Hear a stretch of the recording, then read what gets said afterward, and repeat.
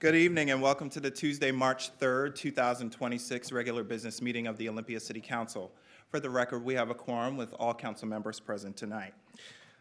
So before we begin with our agenda, I want to mention that we do have quite a few people here who are signed up for public comment related to the closure of the pool at the Evergreen State College. And I just want to preface those comments this evening with just a mention that the City of Olympia does not provide any direct funding to the Evergreen State College on any particular matter. However, we are willing to learn more about this issue as it's come to our attention, and myself and our city manager, Jay Burney, will be reaching out to President Carmichael to learn more. So thank you for being present tonight. So with that, I need a motion to approve this evening's agenda. Move approval. Second. All right, all those in favor of the agenda as published signify by saying aye. Aye. Aye. We have an agenda. So our first item tonight is special recognition, a proclamation recognizing Bud Inlet 650th anniversary. And we have a shared reading of the proclamation beginning with Councilmember Barron. Got to find the right one here, I'm sorry. Whereas the city of Olympia is located along Bud Inlet within the Salish Sea and has a long-standing connection to the marine waters and ecosystems of the South Puget Sound, and whereas on Sunday, March 7th, 1976, 6 orcas were captured in lower Bud Inlet near Olympia to be sold and kept in captivity for human entertainment, an event that became known as the Bud Inlet 6 and occurred in public view in the waters off the Athens Beach area. And whereas the whales involved were Biggs orcas, a distinct ecotype present in the waters of Puget Sound.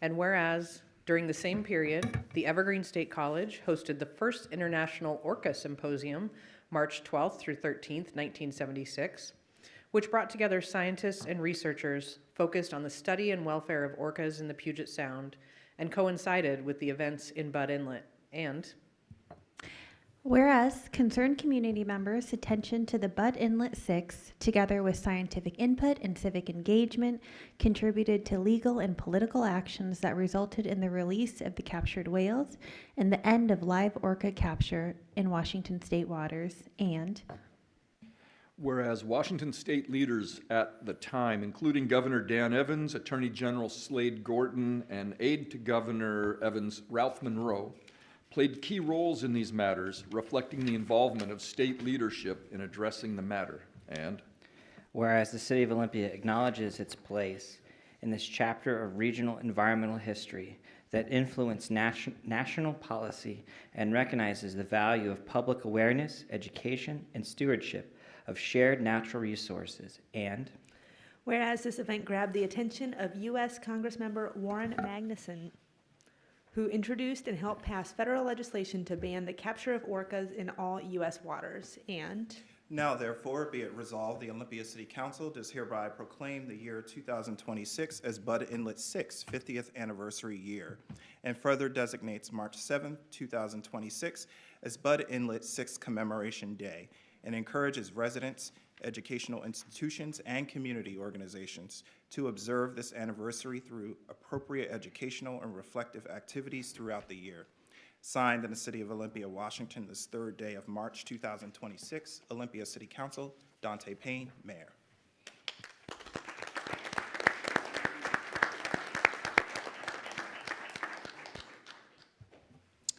All right, and so we have a few speakers here this evening, so we're going to begin with Karen Monroe Ellick, who is an eyewitness to the capture of this incident here at Bud Inlet and is joining us online. Hi, Karen. You're on mute.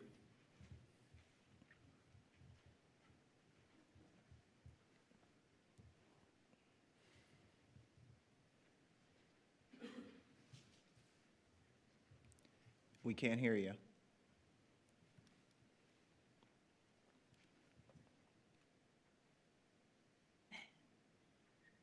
There. Yes, now we can hear you. All right. Good evening, and thank you for this proclamation. March 7th, 1976 was an unusually warm spring day in Olympia, and Ralph and I were going sailing with some friends. Looking toward Bud Inlet, we saw a pod of orcas being chased by two large boats, a speedboat, and a seaplane. We knew it was the SeaWorld capture crew, which had already taken over 60 of our orcas and sold them to marine parks in the US and overseas. Our captain, Bill Oliver, tried to get his boat between the orcas and the capture boats, but the men swore at us, saying they had permits. The orcas tried to escape, but the seaplane taxied back and forth, and the men threw small explosives into the water. They drove the terrified animals into the shallow bay and threw nets around them. We were all very upset, but Ralph said, "We can't stop them, but we have to watch and remember everything they do. It may be important later." We watched as the men separated the young orcas from their family, prodding them with long poles. The orcas' cries were heartbreaking. The animals outside the nets did not leave, but kept circling around and calling to their captive relatives. That evening, Ralph and I decided to call friends in the press. The next morning, he exclaimed, "We've won round one. Mike Layton has just written a great story, and it's on page 1 of the PI." King TV came to Olympia and filmed the orcas in the net, and it became a big news story. Many people came to the harbor to protest the theft of our orcas. Ralph was on Governor Dan Evans' staff then, and he knew Attorney General Slade Gorton well. He contacted them, and they agreed to investigate. Gorton had 3 of his assistant AGs study the permit to find any provisions that were violated. They found a key one. The orcas were to be allowed to swim naturally and not be chased. Washington State filed a lawsuit against SeaWorld on March 10th. Both sides presented arguments at the federal courthouse in Seattle, with many orca supporters watching. The legal arguments went on for several days. SeaWorld had an army of lawyers and public relations people there.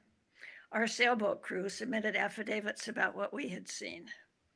Once it seemed we had won, but SeaWorld won an appeal and the proceedings continued.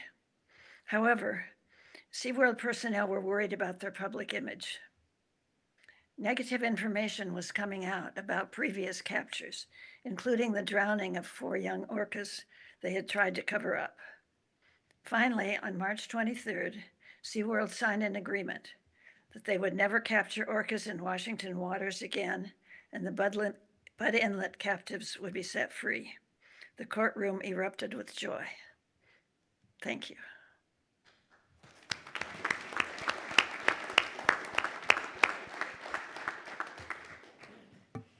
Thank you so much, Karen. I don't know if you can hear it, but there is lots of applause for your comments. Thank you very much. Thank you. All right, and next we have Edward Mackey, who is the former Chief Deputy Attorney General of the WSBA.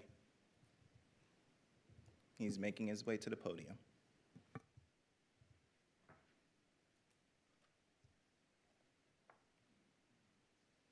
Thank you. I think this can be looked at as the old adage of small acorns make mighty oaks. From a small start, which was the issuance of a permit to SeaWorld, which was authorized under federal law to harvest orcas.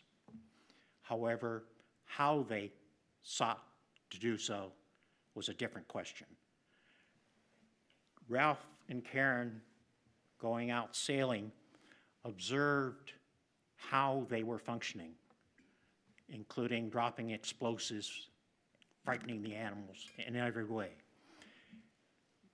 They were both totally dismayed at the herding and capturing methods. The following morning, they were out on Sunday, Ralph was using the telephone. And one of the calls of the telephone was to Slade Gorton, who was the Attorney General. Slade reacted by immediately scheduling a meeting. Ralph could come and present whatever he had, and we had a meeting in the AG's office. At that time, Slade concluded we were going to sue them. He set Mal Murphy and Darrell Peoples as the two attorneys who were assigned to put it together. They filed suit in federal court in Seattle, and the court, in response, entered a restraining order so that SeaWorld could no longer do anything until the restraining order expired. That was then served on them by the U.S. Marshal, which was very surprised because they thought they had a permit and they were all right. But the restraining order was critical, but it has short duration. While the negotiations were going on between SeaWorld and our office and lining up the material, the time was running out on the restraining order. Unknown to us, unknown to SeaWorld, Senator Magnuson made a telephone call to the federal judge who'd issued the restraining order. And he told the judge that he was working on a federal solution that would solve this, but he needed a little more time. The judge responded to that by, without hearing, lengthening the period of the restraining order. His mere act of extending it made SeaWorld increasingly nervous because they first had had an order and now it's extended. With the negotiations that went on at that stage, SeaWorld agreed that they would release all the orcas which they had captured, and that they ultimately agreed that they would never again seek a federal permit to harvest orcas in Puget Sound. That basically put us to the stage that we have now, which was made permanent by a few days later, after it's been resolved. Senator Magnuson did like he does, or did in those days with his magic. He passed a little amendment that cleared both houses of the legislature, and you see today's Congress, and to do something in a couple of days contrast. His little amendment proclaimed that Puget Sound is a sanctuary for orcas and no permits can be issued nor orcas can be taken. And that federal protection has been there ever since 1976. And that's what this memorial is seeking to memorialize and recognize. Thank you.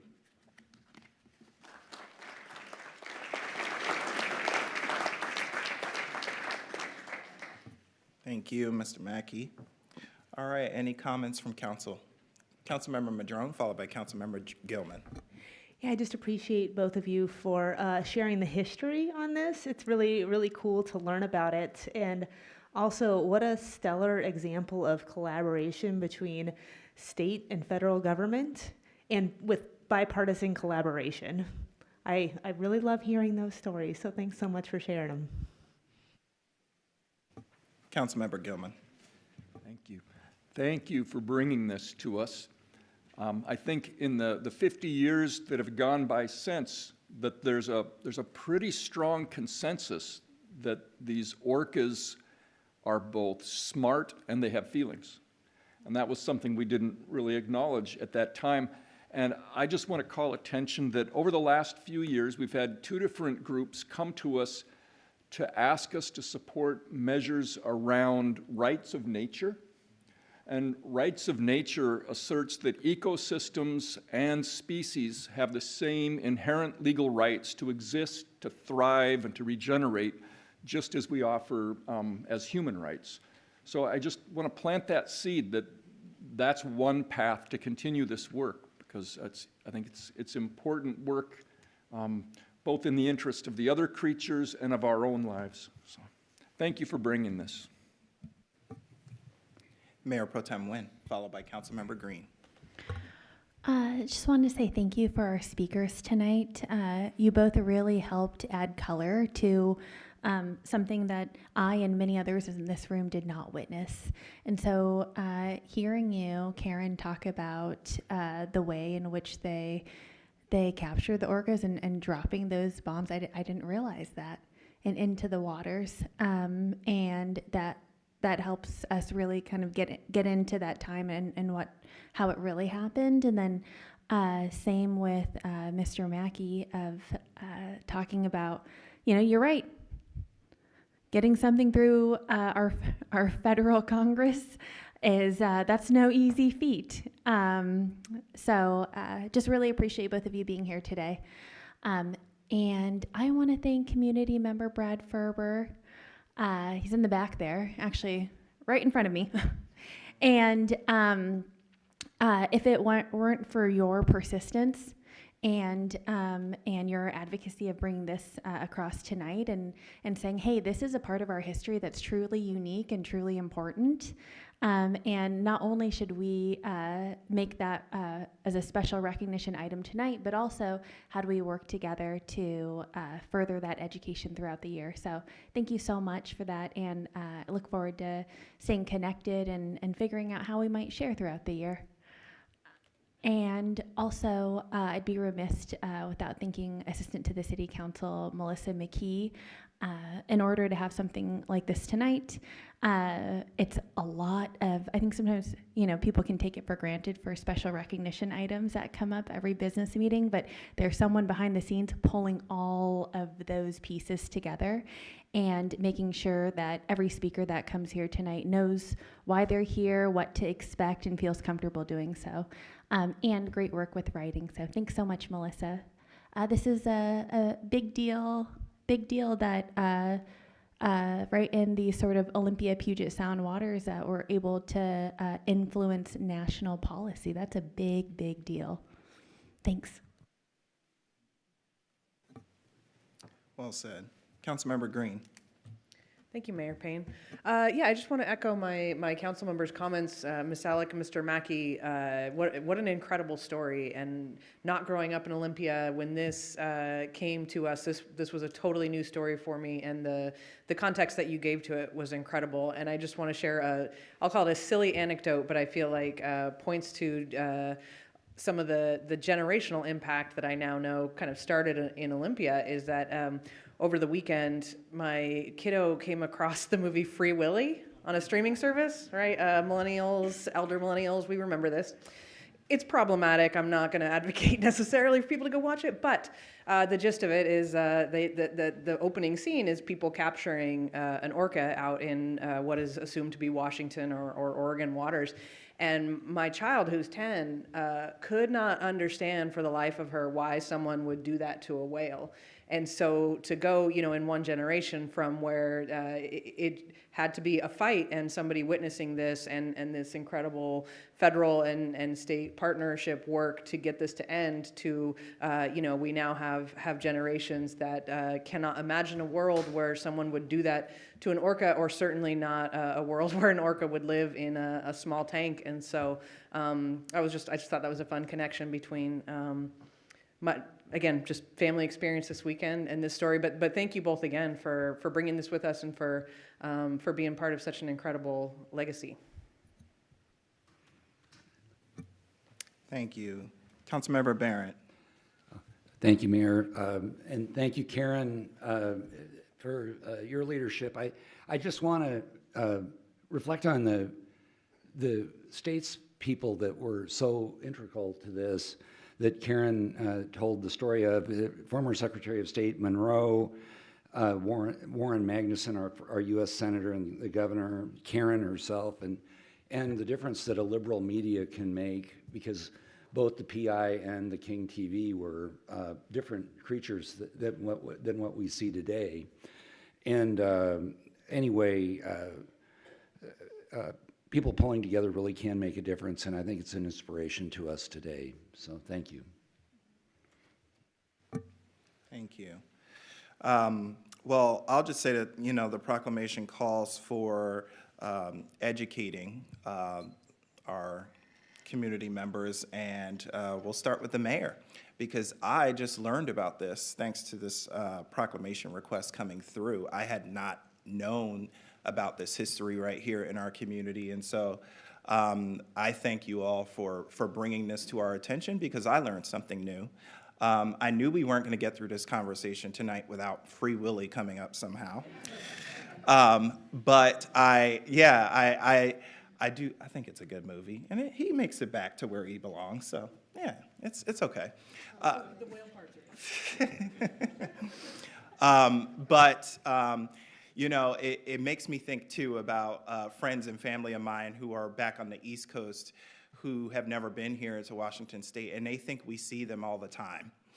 And it's such a wonderful thing that we have here, that we don't get to see them all the time, and that they're such beautiful creatures that swim in our waters. And I'm very proud that we're celebrating this moment right here, right now, recognizing the beauty of the nature that we have in Washington State.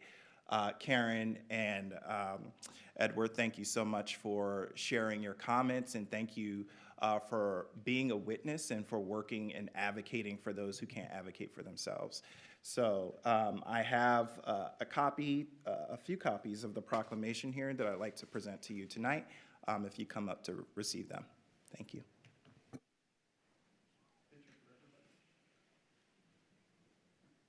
Yes, please come on up. And you could take a photo with us as well if you want.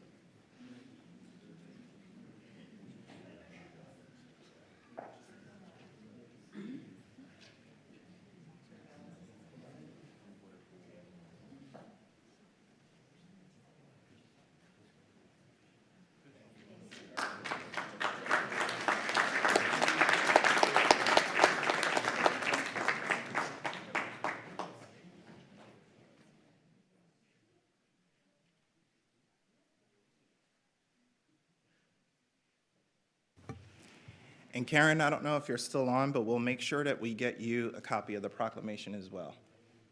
Thank you so much. Of course, thank you. Good night. Good night. Okay, so that takes us to item 2B on our agenda, and that is also a special recognition proclamation recognizing Disability Awareness Month. And we have a reading of this proclamation by Councilmember Green.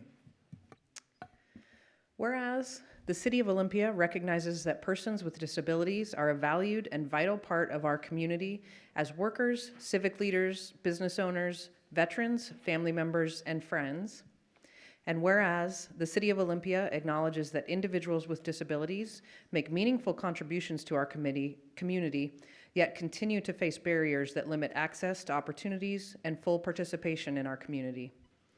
And whereas the City of Olympia recognizes that barriers to accessibility affect people differently, as disability intersects with race, gender, economic status, and other identities, creating challenges that require a collaborative and equitable approach.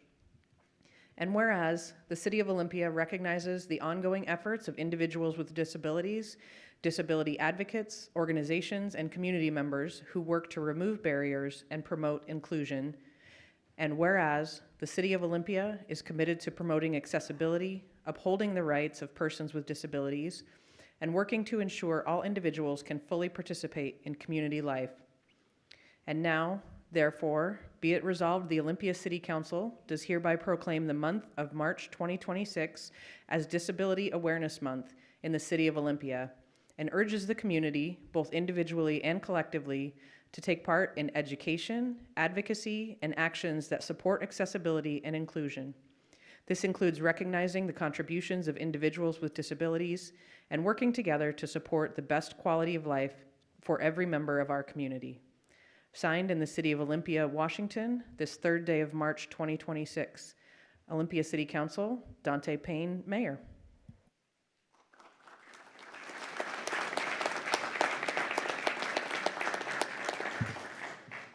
Thank you, Councilmember Green. And we have Jocelyn Nelson, who is the Disability Justice Task Force Program Manager, here to share a few words and accept the proclamation. Hi, Jocelyn. Hi. I'm going to try to get through this. Sorry, my voice is a little bit gone. My daughter likes to share and care sometimes. So thank you, City of Olympia, for continuing to recognize Disability Awareness Month, for carrying forward language that affirms people with disability as members of community. I'm speaking from lived experience as a person with a disability, navigating disability-related barriers, and from work focused on disability access, equity, and inclusion within public systems and community spaces. That perspective has shown me that disability is not experienced in isolation. It is shaped by the systems we move, through the identities we carry, and the histories we inherit. For many people with disabilities, particularly those who are Black, Indigenous, people of color, low income, LGBTQ, immigrants, and otherwise systematically excluded people, barriers compound across multiple systems, across the housing, healthcare, education, and employment, and meaningful access to justice is often limited not because of the individual need, but because systems that determine rights, decisions, and outcomes were not designed to be accessible or equitable for disabled people, especially those with intersecting identities. Disability justice also requires us to think about intergenerational justice. The barriers we tolerate today shape the opportunities available to future generations of disabled people and families. When systems exclude, that exclusion is passed down. When access is built, and dignity, participation, and opportunity becomes part of the legacy we leave. This proclamation reflects that reality by naming barriers rather than blaming individuals. That framing matters because it places responsibility where it belongs, on systems, structures, and collective choices. It reflects the language reflects an understanding that accessibility and inclusion are not temporary initiatives or awareness campaigns, that long-term responsibilities that require consistency, accountability, and care over time. Particularly for disabled people, we also systematic excluded people, for future generations shaped by the systems we choose to maintain or change. As a call to action this month, I invite all of us as individuals, institutions, as a society to consider not only who our systems work for today, but who they are shaping access and justice for tomorrow.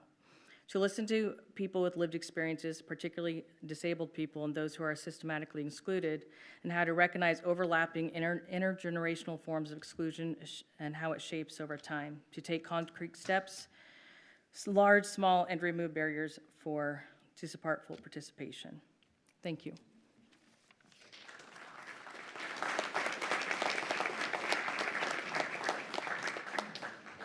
Thank you, Jocelyn. Any comments from council? Councilmember Vanderpool. Oh, do we? Oh, I'm sorry. I don't have you here on my list. Well, come on up to the podium.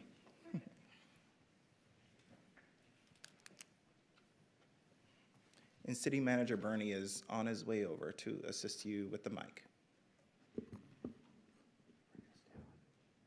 Oh, wow.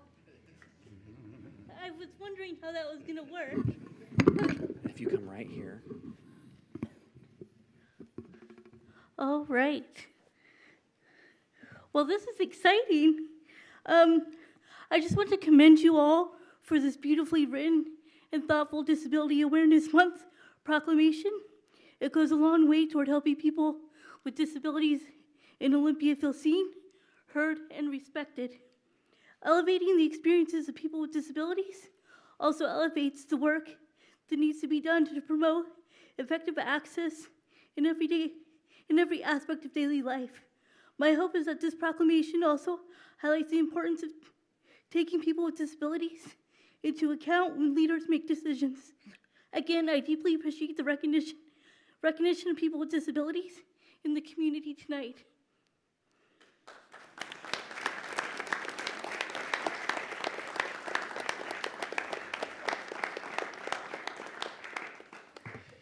Thank you so much. And for the record, that was Jess Tortolet Palumbo, who is an Olympia School Board Director. All right, so any comments from the dais?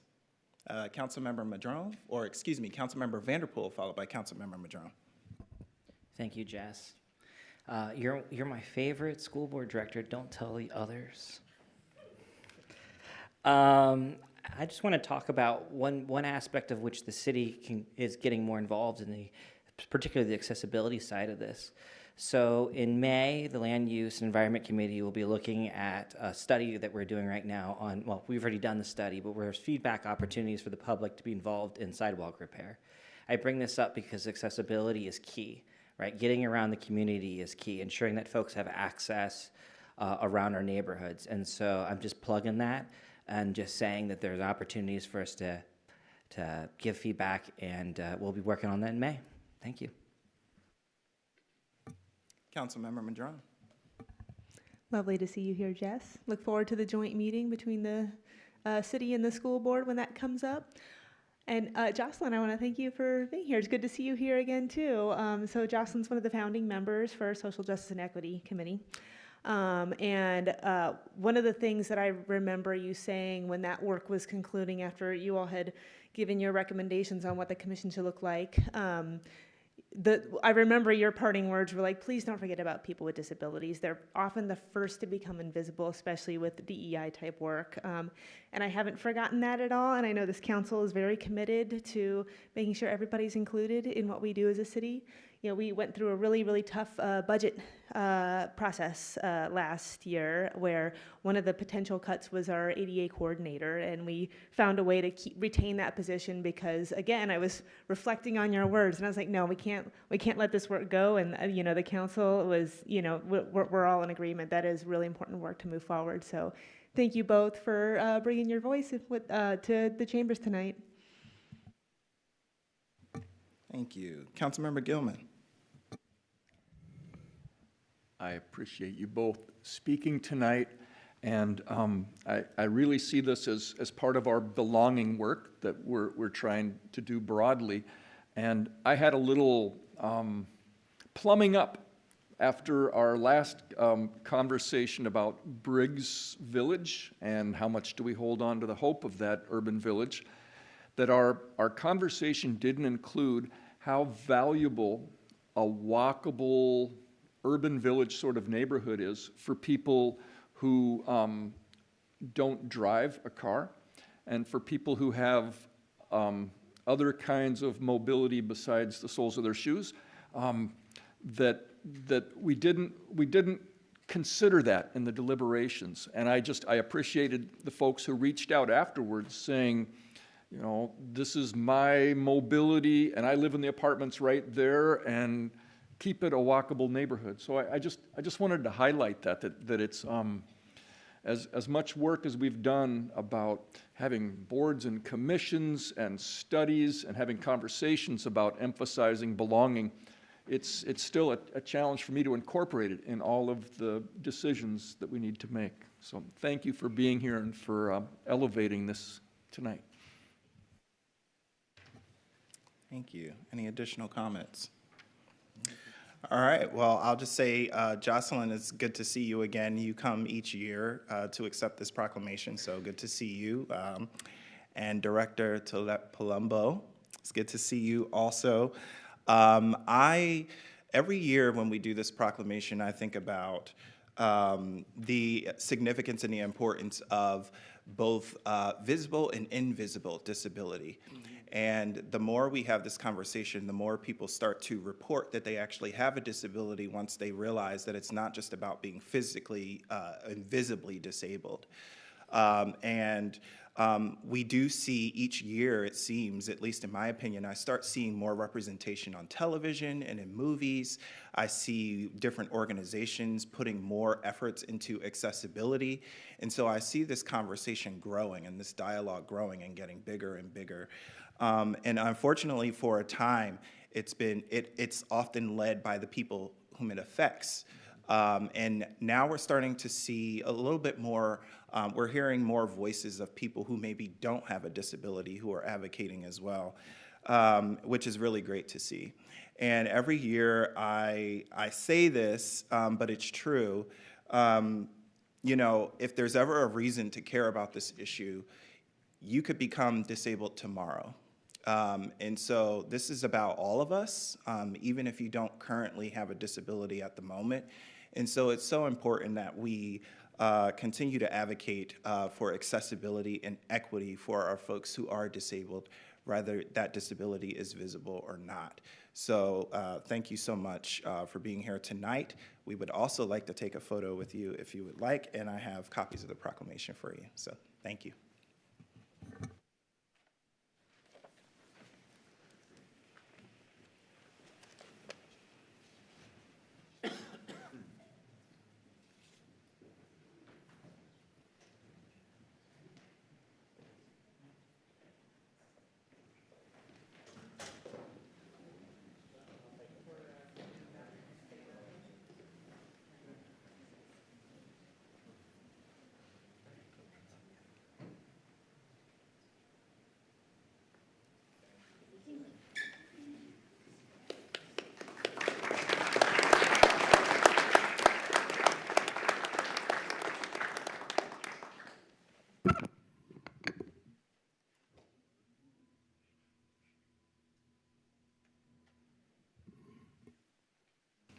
All right, so we're going to keep this celebration train going, and we have one more proclamation.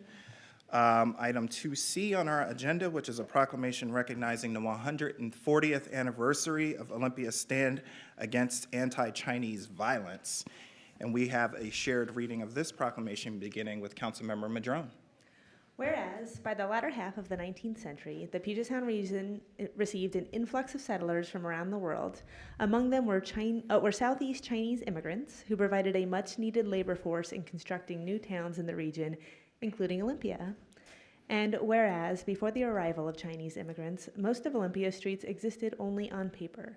But after being hired by the town as contract laborers, the men built bridges, cleared stumps, and graded streets in and around what is now downtown, while also working in homes of wealthy white community members, local manufacturing businesses, and lumber camps, were widely employed in the local oystering industry, served as crew members on early steamships, and played a significant role in strengthening and sustaining Olympia's economy. And whereas the Olympia Chinese population significantly grew between the 1850s and 1880s, their cultural celebration received regular mention in the local press. Their small businesses, including laundries and restaurants, formed a Chinatown near the waterfront, and many early Chinese residents shared the Locke surname, leading some to refer to Olympia as Locktown. And whereas in the summer of 1886, anti-Chinese violence swept the Pacific Northwest amid racial prejudice and economic scapegoating, as white laborers, feeling threatened by low-wage competition, joined unions like the Knights of Labor and the International Workmen's Association, the IWA, which organized the harassment, expulsion, and even murder of Chinese people throughout the West, leading to widespread destruction in many communities. And whereas federal law at the time affirmed that Chinese residents lawfully had the right to remain in the United States, yet mobs sought to override those protections, making such expulsions acts of lawlessness and racial exclusion. And whereas in February 1886, an organized attempt was made to expel Olympia's Chinese residents and burn their homes and businesses, echoing violence elsewhere in the region.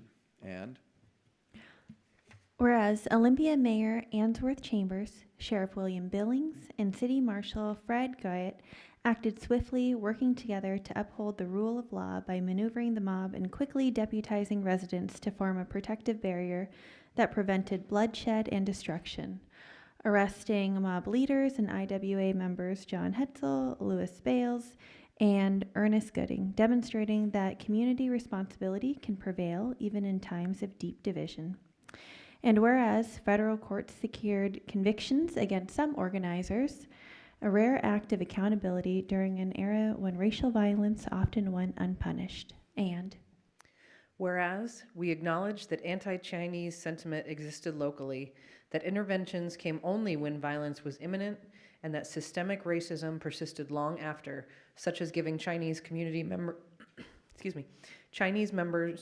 community members lower earning statuses, exclusion from local cemetery records, and restrictive immigration laws that limited new arrivals of Chinese immigrants. And Whereas we honor the resilience of Olympia's Chinese community, whose contributions are an important part of our shared history, including the development of transportation infrastructure through railroads. Later generations went on to accomplish great things in the community and beyond, even beyond becoming Washington governor and forming the Olympia Area Chinese Association that exists today to preserve and share Chinese culture. And now therefore be it resolved that the Olympia City Council does hereby recognize February 2026 as the 140th anniversary of the Olympia's Stand Against Chinese Violence in the city of Olympia, and encourages all residents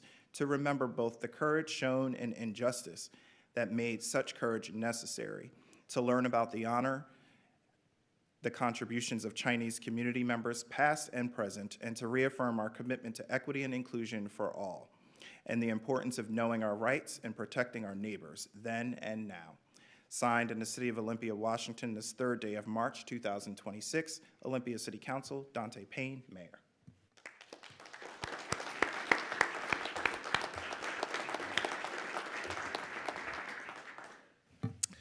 Okay, so we do have a few speakers here on our list. I have Brian Locke, who is here as a member of the Locke Family Foundation. Edward Eckley, excuse me, as well as Ruth Cottish Eskind. All here. Do you wish to say a few words? Yes, please approach the podium. Good evening. Thank you. Olympia was founded in 1850 when the region was still unceded native land claimed by the U.S. as part of the Oregon Territory. In 1853, Olympia founder Edmund Sylvester advertised meals in his hotel were prepared by a, quote, accomplished Chinese cook 20 years before railroad construction begun in the area. Chinese immigrants began arriving during the California Gold Rush and worked in industries across the West. By the 1860s, Olympia's Chinese community hosted Lunar New Year celebrations, welcoming visitors to their homes and businesses. In that era, Olympia's population swelled with many new immigrants. If you took a stroll around Olympia back then, you would have heard many conversations in different languages. Also beginning in the 1850s, professional agitators in the region targeted Chinese as inassimilable aliens who refused to conform to, quote-unquote, American values. In 1882, Congress passed the Chinese Exclusion Act, but some continued to exploit prejudice for their own designs. Among them were the Knights of Labor, a union which used the issue to recruit white Americans and immigrant workers from Europe to a common cause, exclusion and prejudice against the Chinese. Among them, across the West, vigilantes targeted Chinese communities. By late 1885, violence exploded in Washington. City leaders in Tacoma led an armed expulsion of its entire Chinese population and burned their homes. In Seattle, the territorial militia stopped a similar attempt, but only temporarily. When the militia withdrew in February of 1886, Seattle carried out its ethnic cleansing. In Olympia, agitators planned to do the same. Unlike Tacoma and elsewhere, however, city leaders intervened. Deputized by Sheriff Billings, volunteers prepared to deter actions against the Chinese. On February 9th, the rioters attacked Olympia's Chinese residents. The deputies allowed harassment, but blocked the planned expulsion. The leaders of the riot were later arrested and, unlike Tacoma, were convicted and jailed. It's important to note here that Olympia's leaders were not united by sympathy for the Chinese. Some, perhaps most, agreed Chinese should not be allowed to stay. Instead, they were aware that the lawlessness that marked earlier riots were bad for those towns' reputations and as a safe place to settle and to invest. Nevertheless, it is also important to recognize that the rule of law and the protection of the rights of an unpopular minority won out over mob violence in Olympia. Today, descendants of the small pioneer Chinese community still reside in Olympia. And, ironically, the records from the trials give us one of the very few documents that list Chinese individuals by name, a rare window into a history we are still recovering. Thank you for listening and for acknowledging the importance of this pivotal moment in our shared history.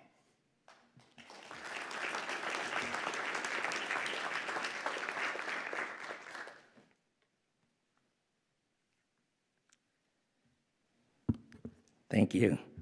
On behalf of the Locke Family Association, I want to thank the Council for this proclamation recognizing this important piece of history on the 140th anniversary of the stand taken by local officials, Mayor Chambers, City Marshal Fred Guyot, and Sheriff Billings against anti-Chinese violence.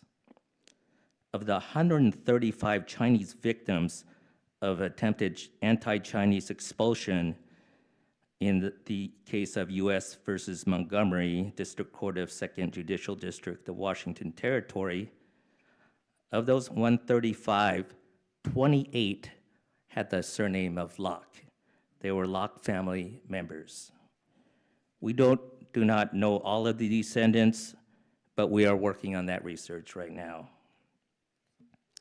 Of course, Ed described some of the events that happened a year before in 1885 of the Tacoma method, the anti-Chinese violence that happened in Tacoma, and months later that happened in Seattle.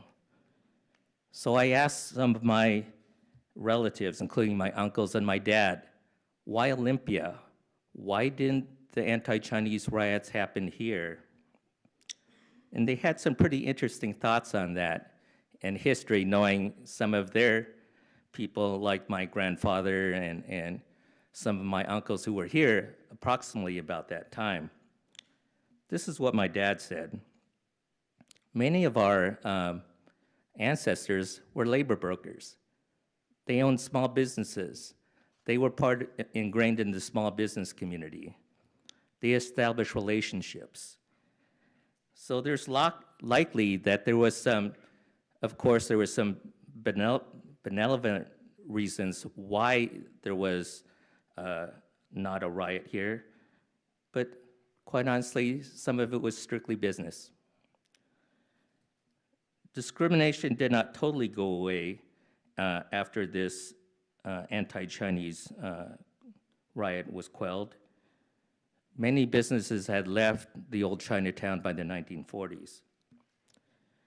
Many of those old families looked for work elsewhere in Washington State, including places like Mason County, South Bend, Raymond, Eastern Washington, and of course, Seattle. But others did stick around. We still have some local Locke family members that had businesses that were descendants of those old pioneers. Many of them still had restaurants that you might recognize if you're an old timer in town. Some of those include the New Shanghai, China Clipper, the New Chinatown, Kay's Cafe. Those were all Locke family-owned businesses. Olympia was still known as a Locke town up until I would probably say up until the 1990s.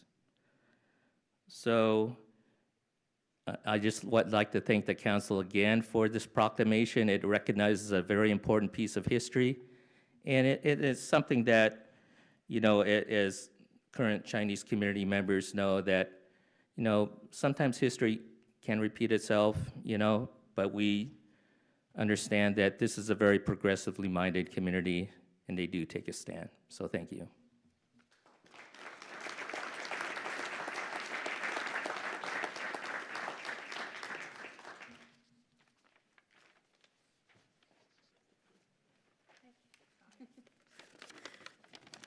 Hi, I'm Ruth Kodesh-Eskind. I'm the Exhibits and Programs Manager at the Olympia AHA Museum and Visitor Center. Yeah, thanks for having me here. Working in the museum field, I've been lucky enough to conduct research about historic Chinatowns in the Pacific Northwest. A few years ago, I had the opportunity to research the historic Chinese community in Port Townsend, locating sites of Chinese businesses and homes to create a map for visitors to explore. And suddenly, Port Townsend's historic Chinatown was visible. Clusters of points indicating a vibrant community. Restaurants, laundries, and family homes were visible in proximity to one another, and cultural celebrations could be imagined on the streets between them. Just making a map was impactful, but having a museum where we could show it meant that Port Townsend visitors and residents could suddenly see something that they may not have known existed before. So we need these museums, heritage markers, special proclamations, murals, these public spaces and events that make knowledge accessible and common. History museums can make the past visible to bring past people, places, and stories to life in the present. In order to recognize the history of Chinese community and present life in Olympia, the Olympia AHA Museum and Visitor Center has installed an exhibit called Remembering Exclusion, Honoring Community, Chinese Life in Olympia. This is a 6-panel exhibit educating visitors about early Chinese Olympians, the immigration experience, the exclusion era, and Olympia's historic exclusion event, which we're recognizing today. We hope to engage visitors on some questions of the exclusion era, like what is lost when communities are excluded from our city, and how can we help everyone truly belong here today? It would be easy to remember the exclusion era as a past event, something our city no longer has to deal with. But we live in a time when anti-immigrant sentiment and policy are front and center, and the lessons from the exclusion era are as relevant as ever. This special proclamation should remind us of the power we have to disrupt racist violence and to protect our neighbors. When I moved to Olympia, I didn't learn about our historic Chinatowns, and I didn't know if there was a Chinese community here. I hope that visitors to Olympia today can come to the museum and visitor center and see faces of past residents and connect with present-day Chinese and Chinese Americans through groups we're uplifting, like the Asian Pacific Islanders Coalition and the Olympia Area Chinese Association. I hope we can continue to support stories about Olympia's Chinese community in our museum and in our city, and other communities whose contributions to our city have gone unrecognized. So, thank you.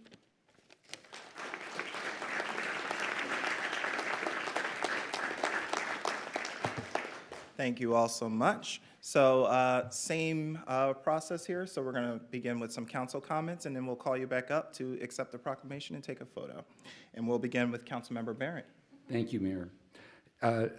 Thank you to the members of the Chinese community who are here and others speaking on their behalf. You know, in our history, if you really study this, I don't think there's any group that bared greater discrimination than the Chinese community in the Pacific Northwest. A lot of the history that has been talked about here tonight is not well known, and there was a time when there was a giant population of Chinese people, percentage-wise, in the state of Washington and Idaho and Oregon, and that these exclusionary laws essentially kind of eliminated those populations, and they were kind of, many people were sent back to China, and people were not allowed to bring women into the United States to marry, so that those legacies couldn't continue. And it's a valuable history. And I just want to thank you for being here and acknowledging that. Thank you. Thank you. Councilmember Gilman, followed by Mayor Pro Tem Nguyen. Thank you. Brian, Ed, and Ruth, I really appreciate your bringing to us social history, sort of the rest of the story. As Councilmember Barrett was saying, this doesn't, or at least it didn't, make it into the school book, textbook history, and it's something that we wrestle with. And I and I appreciate that there were some good people who stood for the rule of law. And I'm conflicted about this, but I think there's value in looking for good things that people did to help history to inform what we do today. The one thing that I wanted to point out is that while we might characterize the Knights of Labor folks as mob leaders and agitators, they were following the majority opinion in the United States. This was 4 years after Congress had passed the Chinese Exclusion Act, which prohibited any new Chinese folks from coming or anybody from going home to visit and coming back. And that law was extended by many different Congresses and not repealed until 1943. That for decades, the sentiment in the United States was that Chinese immigrants here were a problem and that we should be afraid of them and limit travel between China and here and limit immigration. This was the first, the Chinese Expulsion Act was the first U.S. immigration law that targeted a specific group that wasn't just about sort of the total number of people coming in. So I wanted to highlight that there is a Pacific Northwest story that we need to tell and wrestle with, but there was also a nationwide, almost a century of a terrible singling out one group of people and excluding them from the ability to emigrate back and forth. So. Thank you. Mayor Pro Tem Nguyen. Yeah, I just really appreciate all of the speakers for coming out tonight. What a incredible mix of people. From Ed, was it your Evergreen Capstone project? That's right. And not recently. This is 30 years ago. Yes.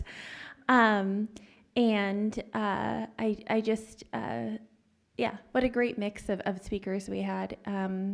This proclamation really touches close to my heart. We do a lot of really wonderful special recognitions, and this one has my heart beating a little faster tonight. And it's probably the most time that I've put into a proclamation. And the writing of it, working alongside Assistant to the City Council, Melissa McKee, and then also making sure that we're getting the facts correct, right, and checking in with you all. And it was interesting, some things came up, which was there's nuance here, and so we wanted to make sure that we were lifting up the parts that were important to lift up, and then also, the positives, but then also not looking back with too much of a rosy picture. There is a real, as Melissa would call it, a commitment to truth-telling. Here, there was concern about speaking specifically about labor groups. Olympia is a pretty pro-labor town, so we wouldn't want to suggest otherwise. And there was just all of these different feelings that came up for this one, and as well as just me personally. I remember the first time that I ran across, I was just telling you out in the lobby, but I remember the first time, Ed, I ran across your research about this, because for someone that is, I was born right here, St. Peter's Hospital in Olympia, and it is a weird thing to be from a place and feel like a minority most of the time. And your research that you decided to do for your capstone, I think has impacted so many people that have, we're building upon it tonight, right? And so because of the research that you chose to do, I haven't gotten a chance to ask you why you chose to do it, but I'm so glad that you did, and I'm so glad that it's captured. There's this, Melissa had helped, Melissa put this together, just showing a couple of places in downtown that you can, that points to the Chinese community of the past. And I wonder if it wasn't for that discrimination, like what would it be today walking through downtown? Would it be different? And I think it would.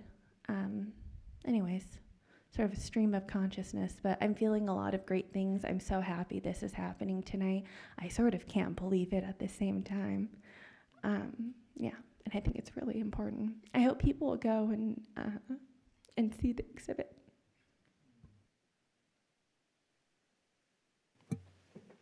Thank you, Mayor Pro Tem. And thank all of you for coming to us and working with us on this proclamation. And thank you for the research. This is a part of our history that I did know about the city, although the details of that history are a little bit elusive to me. And so I thank you for the past research and the future research that you'll do so that we can all learn more as a community about the extensive history here in Olympia.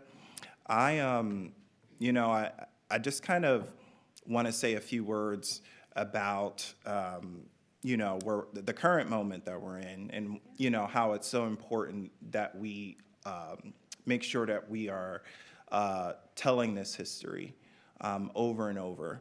And a few years ago we had the Stop Asian Hate movement, and that since has gone quiet. And I kind of just want to take this moment to say that doesn't mean that those things aren't happening, right?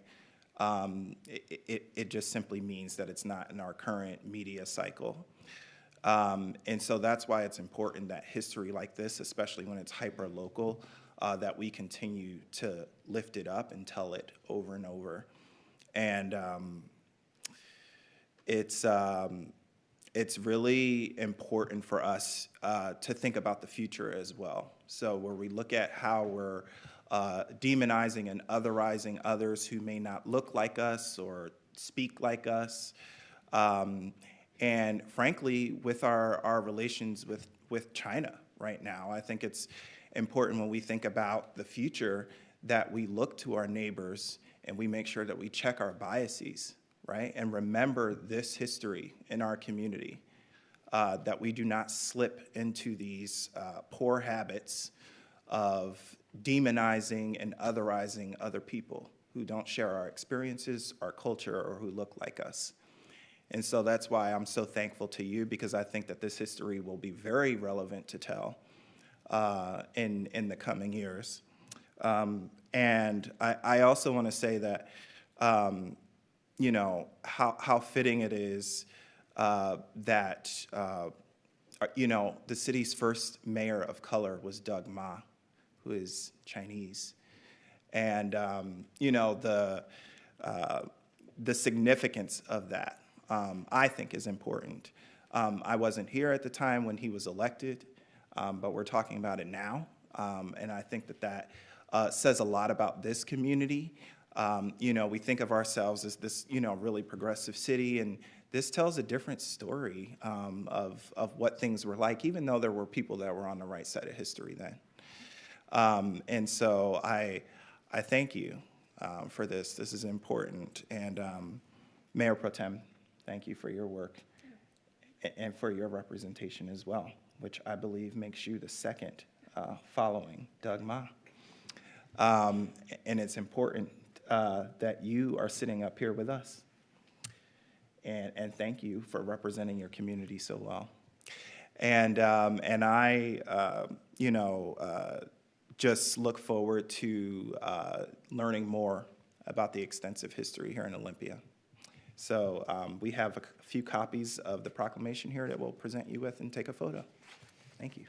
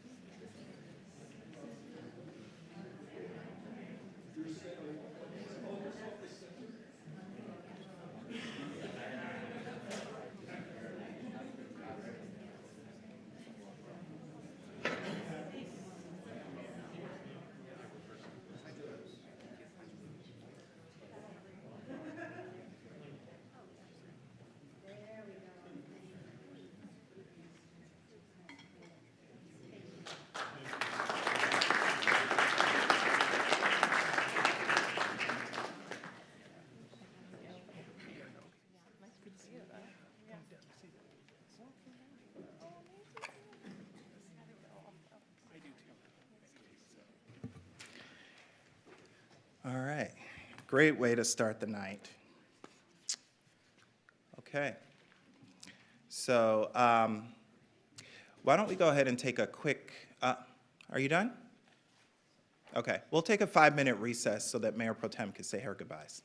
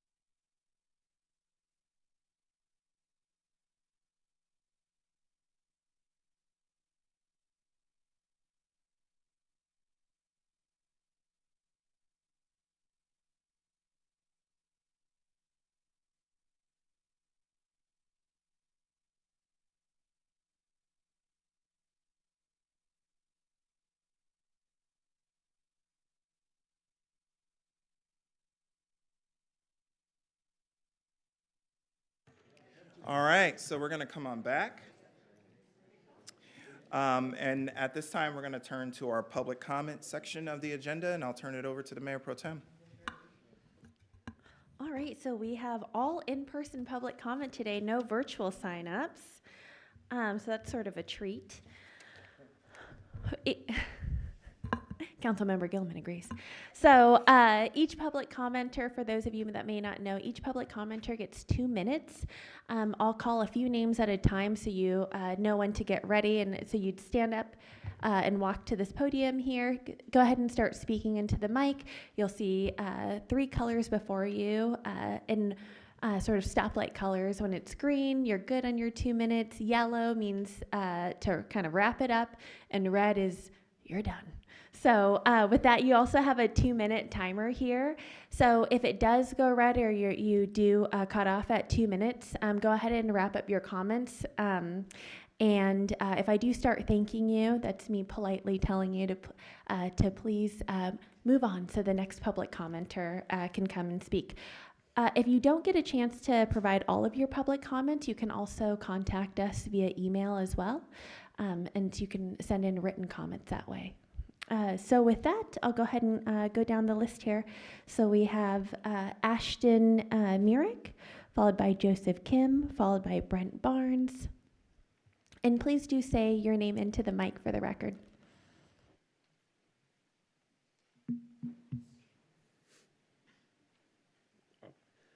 Hello, my name is Ashton Myrick. I attend the Olympia High School as a junior. I'm here to inform y'all about the closure, about the Evergreen State College Aquatic Facility. Our team is among one of the biggest in the area, consisting of 49 boys and 42 girls, ranging from state swimmers to people learning how to swim. Evergreen houses more than the Ollie swim team. It houses Capitol High School and their swim team, same with the Sheriff's Department, the Mountaineers, Black Hills, and the Tumwater Girls swim team. And the Lacey Fire Department. Also, Evergreen. Evergreen is special to us. It has plenty of space for a big team, and it also has like a diving board, which is not common in our area. And something like the staff were friendly and the drive was manageable. And I bring this up because the place where we can move later on to is North Thurston High School. And if we go to that high school, our school will have to cut our team in half down to 25 boys. The dive program will be cut or eliminated. And we will have rough hours for our swim team. Coming back home around 9:30, 10 p.m. on a school day. And it's just not good for our team. I just want to state our concerns. It's 11 away meets as well. I mean, that's 11 days away from school. And it just misses out on education as well. But I just want y'all to hear our concerns. I know it's just me up here, but I'm speaking for a lot of people. And yeah, thank you for your time.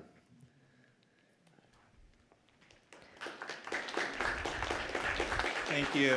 Please hold Thank your you. applause so that we can call the next person forward. Thank you. Thank you. Joseph Kim? Can begin when you're ready. Good evening. My name is Joseph Kim, a freshman attending Olympia High School, and I'm proudly a part of the Olympia High School swim program. So this is only my first year as a part of this community. I'm here to share my experiences. Being a part of this program is definitely the most memorable part of my life. Throughout the season, I have built many connections and memorable friendships from the bonding experiences in the Evergreen Aquatic Facility. For example, we've done many like special team bonding events that would be only possible because of the facility. From the team dinners to the winter break practices, the facility made it all possible. And if I'm being honest, the swim program has been one of the best experiences I've had in my life, because it made me realize the potential I have, and it made me and how close the team is with each other. The team really feels like a family and acts like it too. And if the facility closes, the team, like Ashton said, will be cut in half and placed in a pool that is nearly not as big enough to fit our needs. And if I'm being honest, this team will forever not be the same without the facility. And I'm here to represent our team and the other concerned members of this community in saying, please help us in preventing the closure of this facility. And it is a lot more than just a building to us. Thank you. Thank you. Brent Barnes, followed by Bill Payne, followed by Constance Lantigny. Council members and Mayor, thank you for allowing us to speak tonight. My name is Brent Barnes. From 2020 to 2025, I served on the city's Parks and Recreation Advisory Committee. And what drew me to that was the beginnings of the aquatic feasibility study. At that time, the Evergreen State College was not open to public swimming. They had closed it down for close to a year.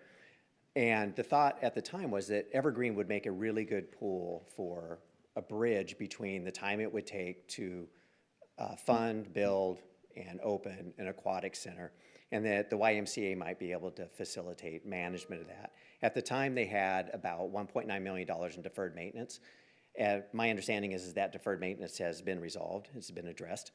But the feasibility study was completed, renderings and a general plan were provided, and the City Council instructed the Parks Department to continue work on funding viability.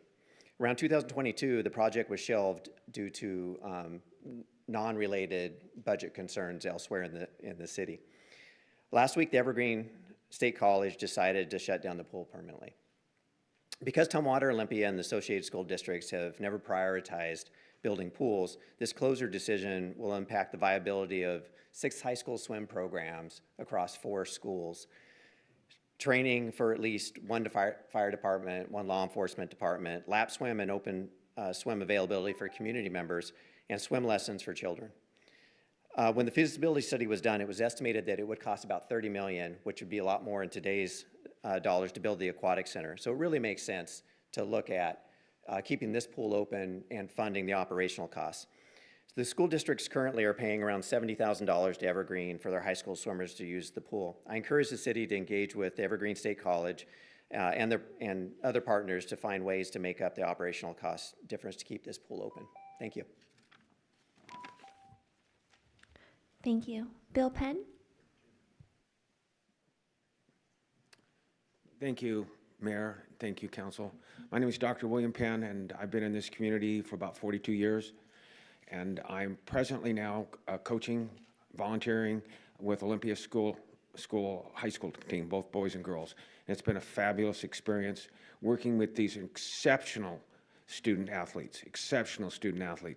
And swimming to me is a very important thing as far as safety, community access, the health benefits that go along with a pool. To make it short, I went into action on Friday.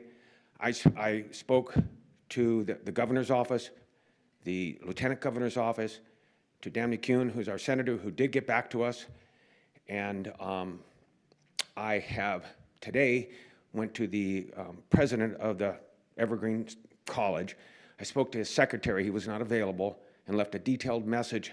What we're looking for as a point man here, after we had a committee meeting yesterday, is to try to facilitate some time to get this pool back to Olympia Parks and Recreation as a possible alternative to keep it open.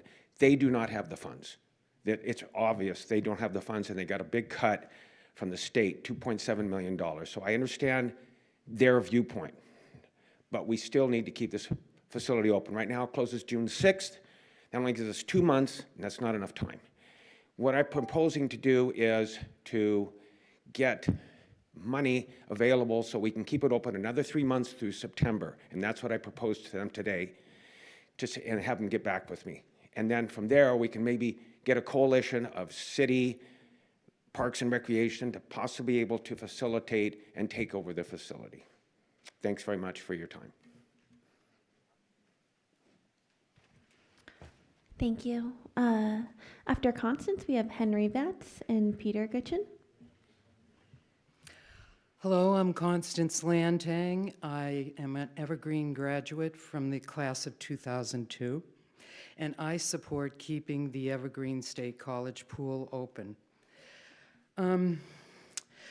One key aspect of Evergreen's mission is to engage on community-based work. We've seen this with high school swim teams practicing in the pool. They all have the potential to be Olympiads. You all do. 2 weeks ago, one of the swim team coaches brought his team to practice at for the state meet while I was working out in the pool at 7 o'clock in the morning. These young athletes were amazing, and I found out later they did a great job at the state meet. I work out 5 days a week at the pool since my hip replacement surgery. My Providence primary care doctor was so impressed with my physical gains, muscle strength, improved balance, improved stamina and balance. He consulted with his peers recommending that the Evergreen Pool be available for low-impact exercises for their patients. My husband also works out at the pool 5 days a week since his shoulder surgery.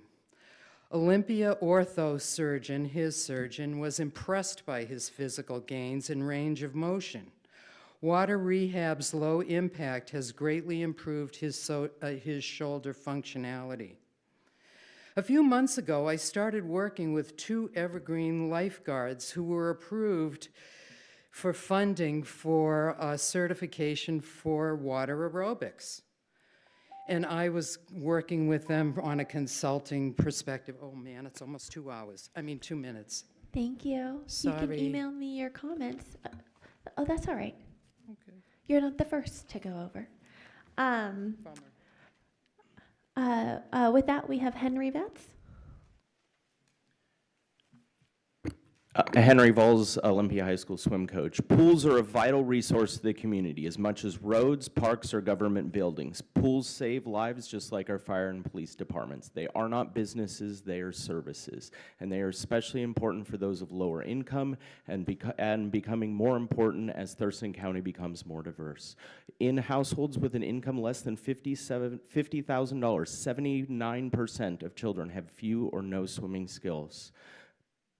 By having no public pools, Thurston County has created a paywall and added to generational inequalities to access to aquatics facilities. Drowning is the leading cause of death in children, and especially those with autism spectrum.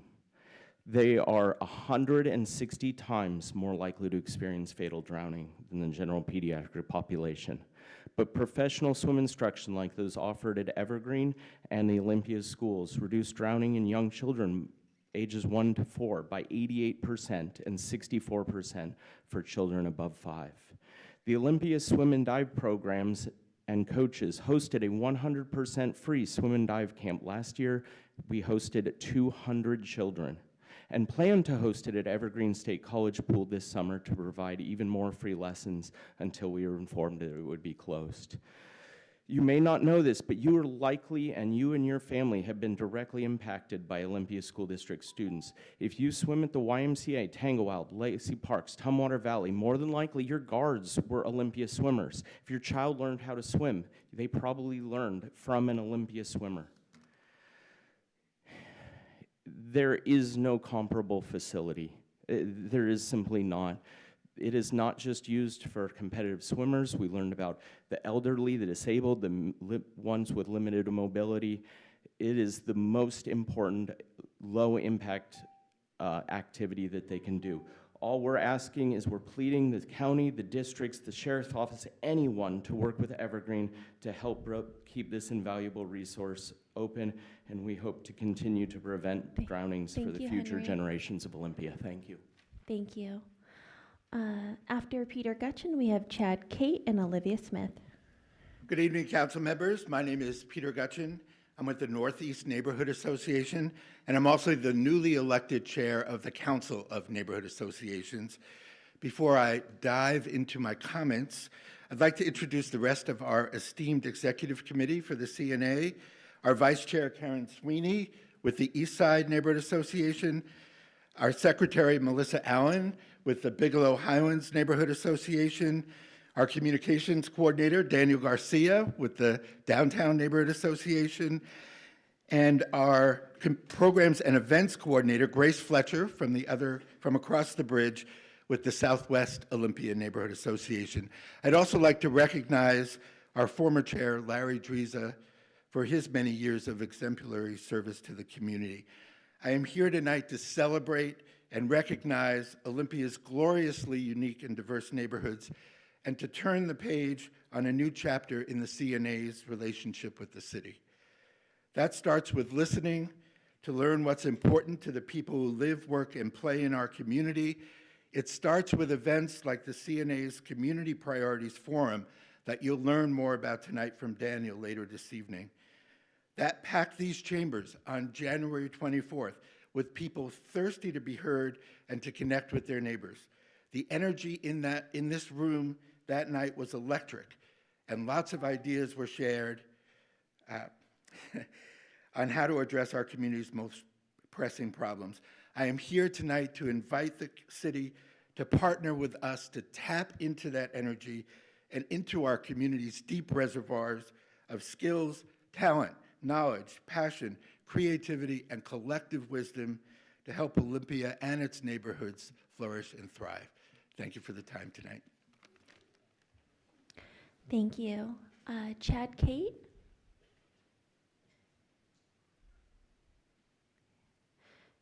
Chad, are you still with us? Okay. Olivia Smith?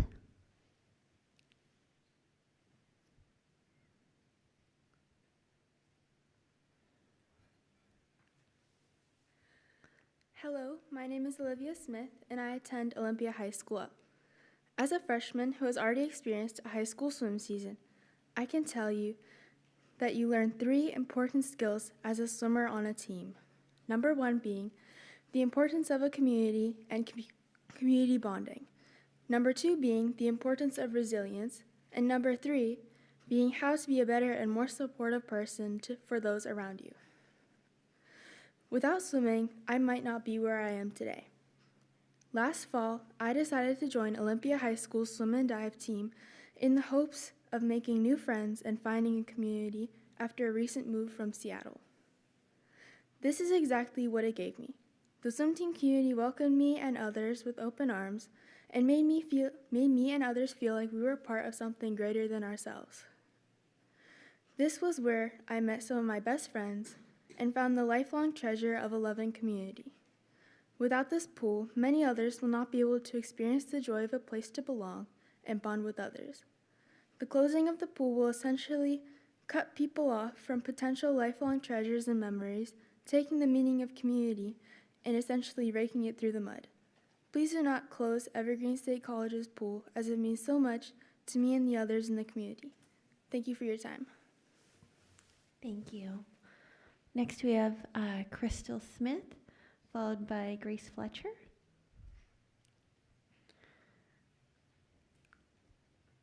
Hi, I'm Crystal Smith. I am Olivia's mom. I'm here as, excuse me, the mother of an Olympia High School swimmer. My daughter's a freshman this year and had a wonderful experience on the team. Like many high school teams in the area, Olympia practiced at the Evergreen State College pool. We were informed recently that the pool would be permanently closing in June, and this leaves all of these high school teams without a pool to practice in next fall, as well as other community members who also have to find other venues in a county where pools are in short supply. I'm here to make 2 requests. First, please don't let this pool close in June. According to Evergreen's interim CFO, the pool requires $60,000 in immediate repairs in order to meet current health and safety standards. Even if you don't directly provide funds, I'm asking the council to please work with Evergreen to keep this pool running.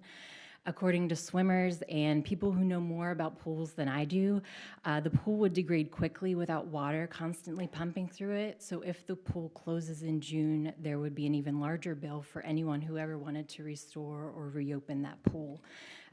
Secondly, a change needs to be made. According to Olympia's 2021 Parks, Arts, and Recs Needs Assessment Report, an indoor swimming pool is a high priority unmet need for the community. I believe that now is the time to act on the plans to meet that community's need. There are multiple possibilities for a path forward. Olympia's Parks and Rec could run Evergreen's pool, or the city could build your own aquatic center. Every child deserves the chance to learn how to swim, and right now there are limited options in our region. As I've witnessed tonight, Olympia is a wonderful, forward-thinking city, and I encourage the council to swiftly find a solution to benefit our kids and community. Thanks. Thank you. Grace Fletcher, followed by Dan Decker, followed by Nicole Budigan. Good evening. My name is Grace Fletcher. I'm with the Southwest Olympia Neighborhood Association, and I'm the Program and Events Coordinator for the Council of Neighborhood Associations. I wanted to provide a brief update on what SWON has submitted through the neighborhood matching grant process and how it connects to broader community collaboration efforts. Through the neighborhood match grant program, SWON is applying for 3 coordinated initiatives. First, we are expanding neighborhood level emergency preparedness and decentralized communication capacity. Second, we are continuing our investment in neighborhood food access and resilience infrastructure. And third, we are strengthening inclusive civic participation by removing barriers to access through reliable hybrid meeting options and expanded outreach strategies. Beyond the Neighborhood Match Grant Program, we are collaborating with local organizations to explore additional food access initiatives, including community fridge models. Through the CNA, we are establishing resident-led committees made up of community members, neighborhood leaders, and local organizations that advance the priorities identified through the Community Priorities Forum.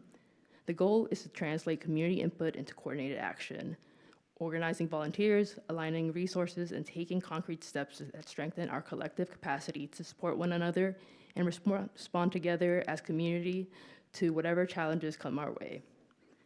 We cannot rely solely on the city to solve every challenge, and the city cannot rely solely on residents to show up without structure.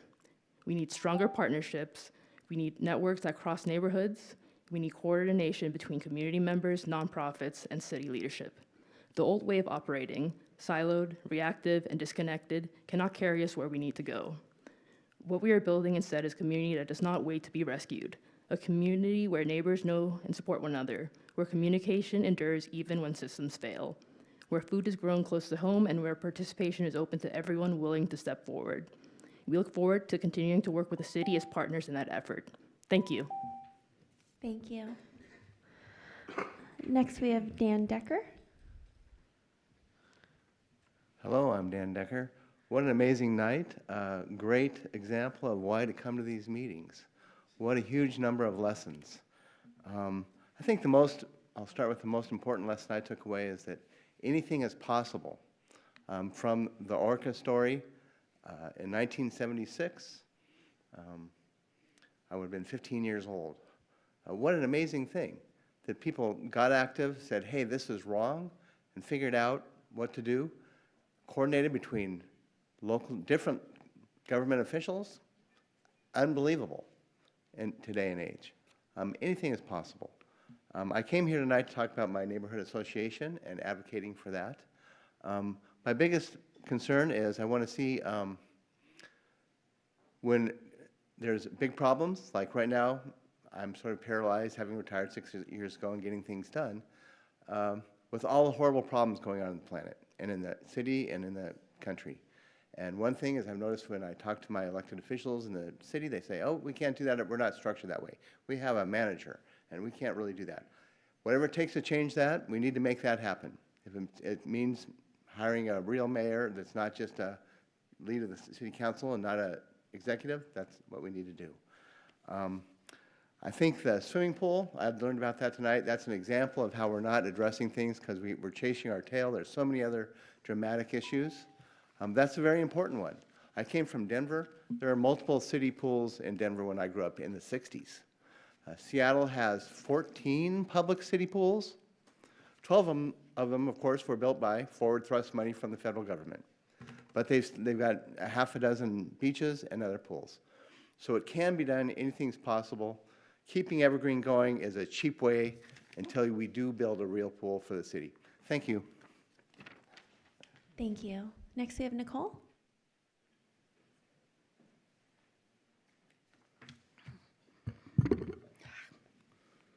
Hi there.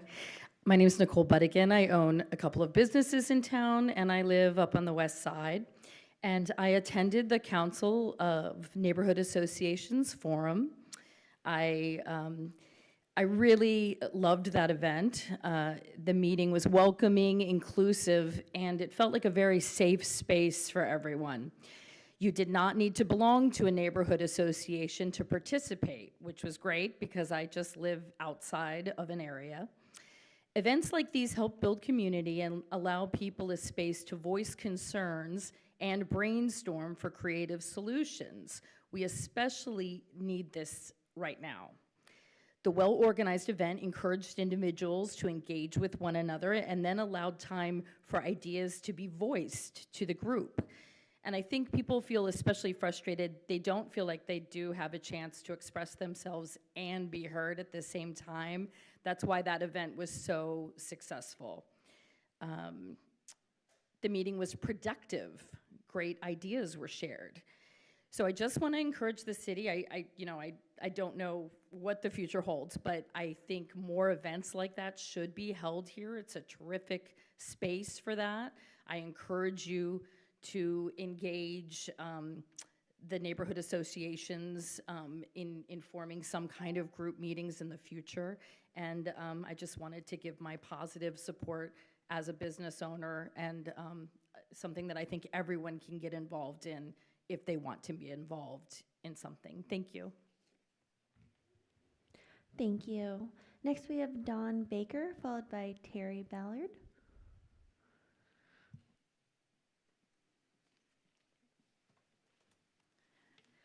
Good evening, Mayor and council members. For the record, my name is Dawn Baker, and I serve as the president of the Thurston County Realtors Association, representing more than 750 real estate professionals who work with buyers and sellers across our community every day.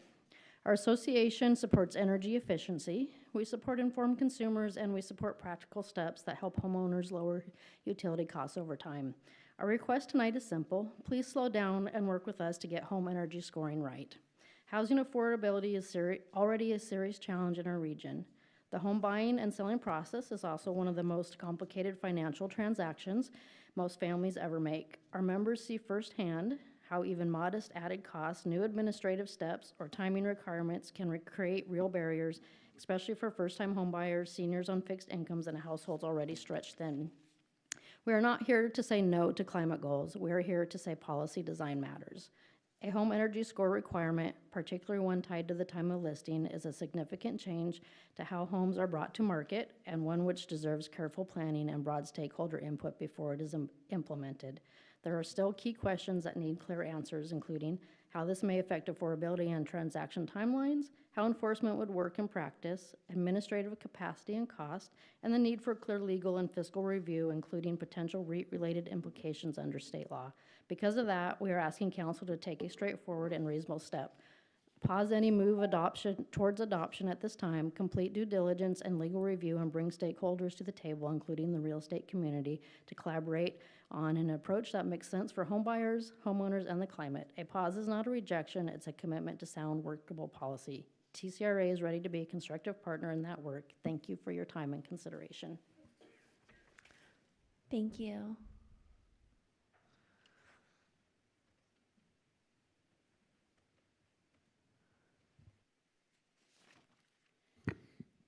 Good afternoon, City Council. My name is Terry Ballard. I own property. I own 5 acres of property in Olympia, and I am a resident of unincorporated Thurston County.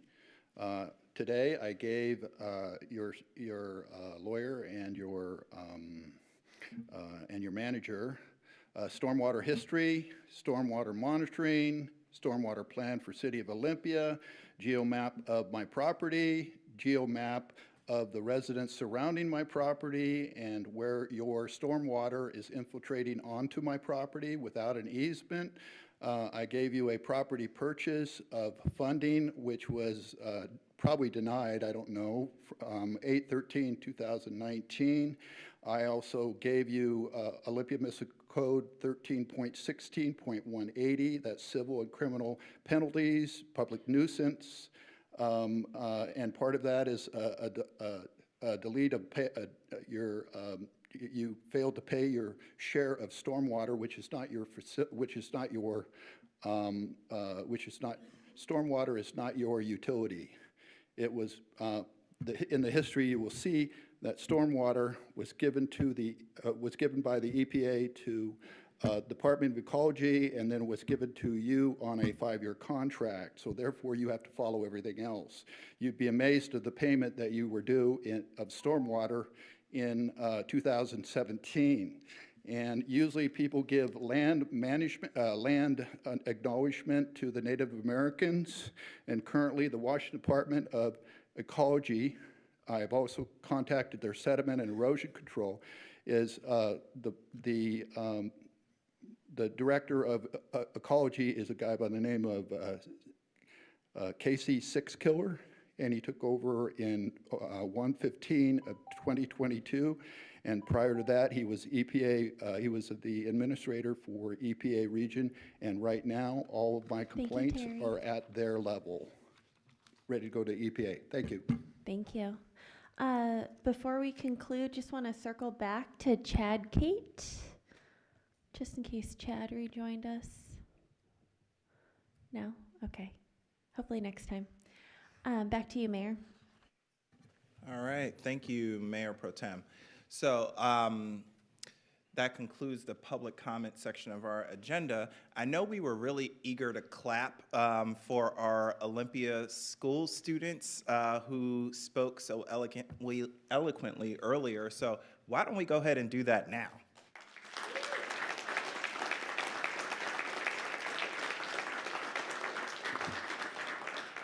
Yeah, it's important that you're here and you're giving public comments. I certainly wasn't doing that at your age, so pretty brave of you.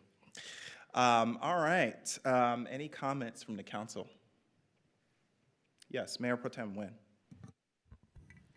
Yeah, just picking it up with our last public commenter. Terry, all I can say is I'll follow up with staff. I hear that you've given them materials, so thanks for being here. And thanks for being so enthusiastic about all of our special recognitions tonight. And then also, I guess continuing to work backwards here, I agree that for those that were able to be present here in this chambers for the Council of Neighborhood Associations Community Forum, I guess, what an inspiring time that was. I know quite a few council members were present for that, and I also think that that shouldn't be something that's a one and done, right? So what do we do with all of that really, really good input from community members? How do we kind of keep that synergy growing and building? And then also just appreciate the leadership of now I'm going to continue calling them CNA, but appreciate the leadership of the CNA. Of course, we'll hear more about it later on tonight with our business items. So yeah, just coming and sort of introducing yourself as new, some are returning leadership. Hello, Melissa. And I love the working with, we can get a lot done together. So thank you so much for coming out and for saying, hey, let's work together. And then for everyone that was here for the pool, I concur. The mayor is correct that we do not necessarily allocate any funds to the Evergreen State College. And I don't want to be in a position of promising anything that can't happen, though. I do wonder if something could happen. So that's what I'm taking away from tonight. It is true that the community, including the City of Olympia organization, has said, hey, we see that there's a clear need for an aquatic center. And that we have done studies. We have really tried to work with other jurisdictions to have an aquatic center. For a number of reasons. We're not seeing one today. That's not our priority one right now, but I can say that, we agree that it is a priority for the community. And then also, I just feel really compelled by your emails that have come in from folks and by your public comments tonight. That what I can say is that I'll be following up with our partners on the Olympia School District Board. So we do meet with them we do connect with them, and I think that is also a really powerful place. I don't want to tell you to just keep on, moving on to other bodies, but I think that would be a really powerful place to give that same testimony if you haven't already done that, or if you're not planning that. I'll talk to my colleagues and see if there is something that can be done. But it doesn't, to me, it makes sense that community members would galvanize to try to save something that is existing. Anyways, you got me thinking, basically. Thanks for being here. Thank you. Councilmember Vanderpool, followed by Councilmember Gilman. I wrote down compassionate because I think that when it comes to the pool, when it comes to folks coming and commenting, I felt inspired by the compassionate voices I heard from students, but also from the routes in which members of the public have gone through. They've reached out to the state government, they've reached out to Evergreen State College. All of these steps are critical. And I did write down facilitation and coalition, and in the face of the austerity of community assets and ensuring that those needs are being met. We're going through tight budget. The school district is going through a tight budget. All of us are going. The state's going through a tight budget. But I also, as a council member and under that system, I still think it's important for us to reach out and facilitate and in any way we can. I wrote down that I'm going to try to reach out to Evergreen and see what I can get out of it. I mean, it is. I'll be interested in a conversation if you want to continue to have that conversation, because it is a community asset, and without it, I mean, the only other option is way down at the YMCA on the other side of town, and so there has to be and that wouldn't be able to meet the needs of all of these groups and usage. So I just want to comment on that I'm going to continue to, and I'll respond to some of the emails I've received. The neighborhood associations, I appreciate the speech that Peter gave, new chapter, partnership. I think these are valuable things, right? And I think it's valuable to, I will encourage anyone who is leaving after public comment to wait all the way until item 6C, because there's a lot of very important things in that presentation. And not that the city isn't funding all of, but also is something to point out that are the priorities to ensure that the city is, checked at where the needs of the community are, and I really appreciate that. And then lastly, the home energy score. That whole process has been longer than I've been on council. It's been at least a 5-year process. And I see the pushback from the realtors to slow it down, but there's a real reality that the realtors were invited to be involved in the process several years ago, and several of them have commented on it and were involved in it over 2 years ago when it was finalized through the Climate Collaborative. And that is, the purpose of it is environmental, but it's also about consumer protections, allowing people to, when they go to purchase a home, they know how energy efficient their home is, and so they can, even negotiate their pricing in a way that people don't understand when they finally go to purchase their home. And so I think of that as a true value to our community, having that there. But anyway, that's it. Thank you. Thank you. Councilmember Gilman. Boy, I especially want to appreciate everybody who is rallying around opportunities for people to swim in Olympia, especially space that works for competitive swimming. And I just want to, we had a couple of people refer to the timeline of the last few years, because this is, while this specific closure date, it has come as sort of a surprise. Evergreen's hopes to shut the pool down have been going on for several years, right? And when we did the aquatic study right before and during COVID, there was a couple of outcomes out of that. One was a proposal for a regional aquatic center, except Olympia was the only one who showed up to the table of the regional governments to seriously pursue it. So at the conclusion of that effort, Olympia School District and Evergreen said they were going to collaborate, and I believe it was Coach Valls who said that the Y had offered at that time that they could be a manager of some sort. So we had that conversation going. And in our current parks plan, for this year, for 25-26 in that plan, there was a call out for working on aquatic facility access and $700,000 that was named in the parks plan. So that's another place to pursue, is where we're at. I know we have like 2 parks planners and they have a dozen projects going right now. So I don't expect them to pivot, and it's 80 hours a week that's going to this.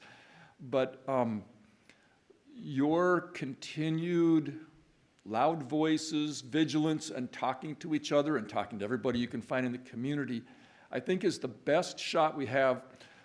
There was a public swimming beach, for those of you who are younger than me, in Olympia that closed in 1985 at Capitol Lake. And it was such a good beach. It had bathrooms and it had a hot dog stand. So that closed when my son was 2. And then a few years after that, we had a proposal to do an Olympic training facility that would include a pool as part of the port development. But we didn't get the vote on that. So it's, we knew that the pool, I guess you guys don't call it a pool anymore, the aquatic facility with diving well, is aging. That it was hosting high school swimmers when I came out of high school to go to Evergreen. It's seen a lot of high school swimmers bleach their hair over 50 years. So I would encourage you to continue to speak to every level of government and folks who might have influence, and to keep coming together like the group that came together last night. And I think that it's just about, and here's the one last thing, the parks plan is in every 5-year document, and next year we'll be having public process again to talk about what are community priorities. And each of the descriptions about the economic inequality of access to swimming, the benefits to students of being engaged in activities like organized sports, all of those arguments were made last time, and they should certainly be made loudly this time through the parks planning process. So thanks for being here, and I appreciate everybody who showed up to comment tonight. Thank you. Councilmember Barrett. Thank you, Mayor. I'll just be short, but with the swim team, the aquatic center, I quickly looked on the Board of Trustees at Evergreen, and I know 5 people, and I'm willing to make a phone call to each of those. I'm not, I don't think that's going to move miracles, but I really believe in what you're trying to do, and I think that that you just have to get on the phone and organize on these things. And so I look forward to working, Coach, with you or whomever, to see if we can't move the ball to keep the pool open for a while longer until there's a bigger plan. Thank you. City Manager Bernie. Thank you, Mr. Mayor. Just based on all this conversation, I will be reaching out to President Carmichael just to get information. So as was mentioned at the top of the meeting, we're just learning about this with the community, about kind of where things are and the imminent closure of the pool. So I'll get some information in terms of dollars and cents. I think we've seen a lot of numbers thrown around in emails, and so I'll get some clarity on kind of what we're talking about here, what the need is, and get all the information to the council just as soon as I can, so we'll have more information to talk from. All right, thank you. Any additional comments? Okay, so yes, I also just want to reiterate what the city manager said. You have our commitment tonight that we will engage President Carmichael to do what we can and learn more. And then also, I do want to congratulate the new chair and vice chair of the CNA. Congratulations on your election. We've certainly have quite the history with the CNA and very much look forward to our partnership again. And we're looking forward to the presentation on the community priority survey that we have on our agenda later this evening. I do just also want to cover that there, during the comments, that there was a mention about the form of government that we have, which is a council manager form of government. You were talking about a mayor council form of government, which is a form of government that is not decided by anybody up here, by ourselves. It is a huge community process that was started probably in the late 80s, early 90s to change our form of government to a council manager form of government. And so it's here for some time. So it's not something we could just decide, you know, at the drop of a hat to change that form of government. But I do hear your comments. And also, oh, it looks like you got it, your phone. You dropped it there on the floor earlier. And yeah, I also just wanted to cover the home energy score discussion. Very much appreciate the questions that you inquired in your comments, and certainly look forward to more extensive dialogue with my council mates about what our responses are to those questions in the coming weeks as we make our consideration for adoption. All right, so with that, that concludes public comment for tonight. Thank you all very much. So that takes us to the adoption of the consent calendar. I need a motion to adopt. So moved. Second.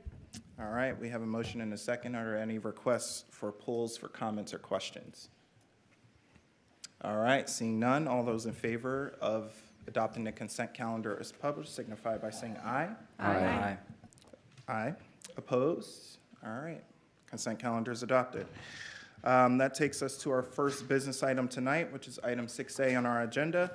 And it is an update of the Youth Council and the approval of the proposed 2026 Youth Council work plan. And we have Susan Grisham, our Youth Council liaison, to kick us off. Hi, Susan. Good evening, council members. For the record, Susan Grisham. I am here as the liaison to the Youth Council, and I'm pleased to bring forward the Youth Council update and proposed work plan for 2026 for consideration.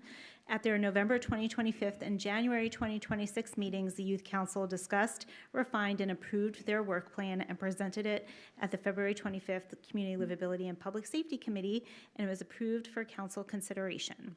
The draft work plan reflects the priorities of the Youth Council members and some really great discussion around that.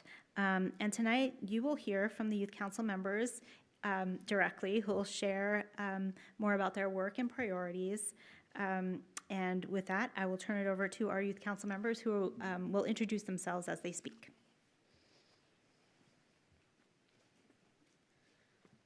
Hello, Council. I am Nolan O'Connell, co-chair of the Olympia Youth Council. I'm Shruti Lingam-Natamai. I'm policy vice chair for the Olympia Youth Council. I am Donovan Hohola. I am the co-chair of the Olympia Youth Council. And as Susan explained, we are here sharing our update and our 2026 work plan for the Olympia Youth Council. I would just like to thank you for the opportunity for us being here today, and excited for the work that we have done to share with you, and the work that we will be doing ahead and in collaboration with Council. I guess I have control of the slides. We would like to reshare our mission, values, and purpose statement as we go along. We've been looking back and making sure that we tie back to the work and that we're actively representing our community well and following our values that we hold. Our statement of the Olympia Youth Council amplifies and elevates youth voices in the city and governance and expands youth involvement in the community. Our purpose statement is to connect, represent, and to give voice to the diverse groups of youth in Olympia. And our vision is we envision Olympia that is accessible, equitable, inclusive, safe, and engaging for everyone in the community.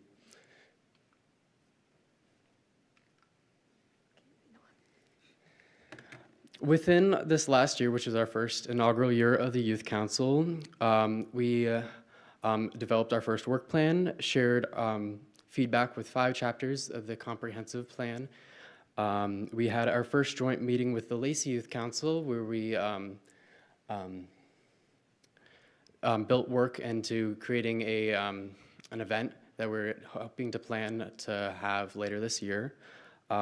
We began our planning for that event. We created a PSA and worked with the city on Narcan and overdose, which has been shared across the community, including local theaters.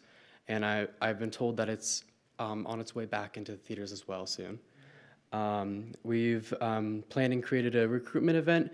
We were featured on the Olympia podcast, and we have onboarded new members to holding 20 members this year. So this is a photo of at our last, our first meeting with Lacey Youth Council.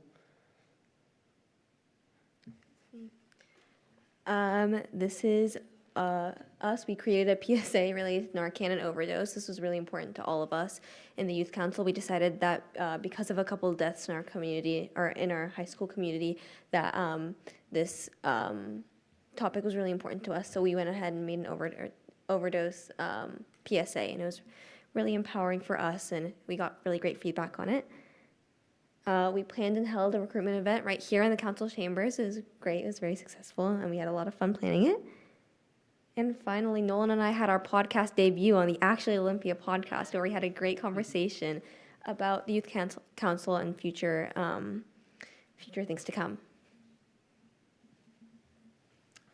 Yeah, so now to get to our leadership positions. At our January 2026 business meeting, we elected our leadership positions, which will last until January of 2027, or until each leadership member graduates and goes off to college to leave us.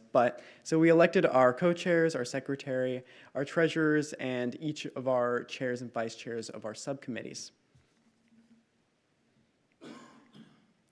So now to the meat and potatoes of the presentation. This is our proposed work plan for the year. Over the next couple of months, we'll be working on developing a transit PSA, which will be similar to our overdose PSA, but this time trying to reach the youth of Olympia on the benefits and why they should use and why they can use public transit. In our next March meeting, we'll also be going over a public safety briefing over Olympia's sanctuary city status. In April, we'll be going over communicating public policy to youth. And then on May 20th, we'll be going over mental health resources for youth. And in June and July, we'll take a brief recess. And in August, we'll go over the Olympia Climate Programs briefing. Then in September, we'll onboard new members, and we'll go over the 2027 work plan. Tonight that we ask that you move to motion to approve our work plan. Yeah, just to add that as we kind of heard today with all of the students, that's really important that we have youth voice in Olympia, and it's really important that we keep that going for years to come, and we're really glad that we have this opportunity to be able to share with you all and create new projects for the Olympia Youth Council to share to the community. Thank you. Well, thank you so much. Job well done on last year. Can we give our Youth Council a round of applause for their work?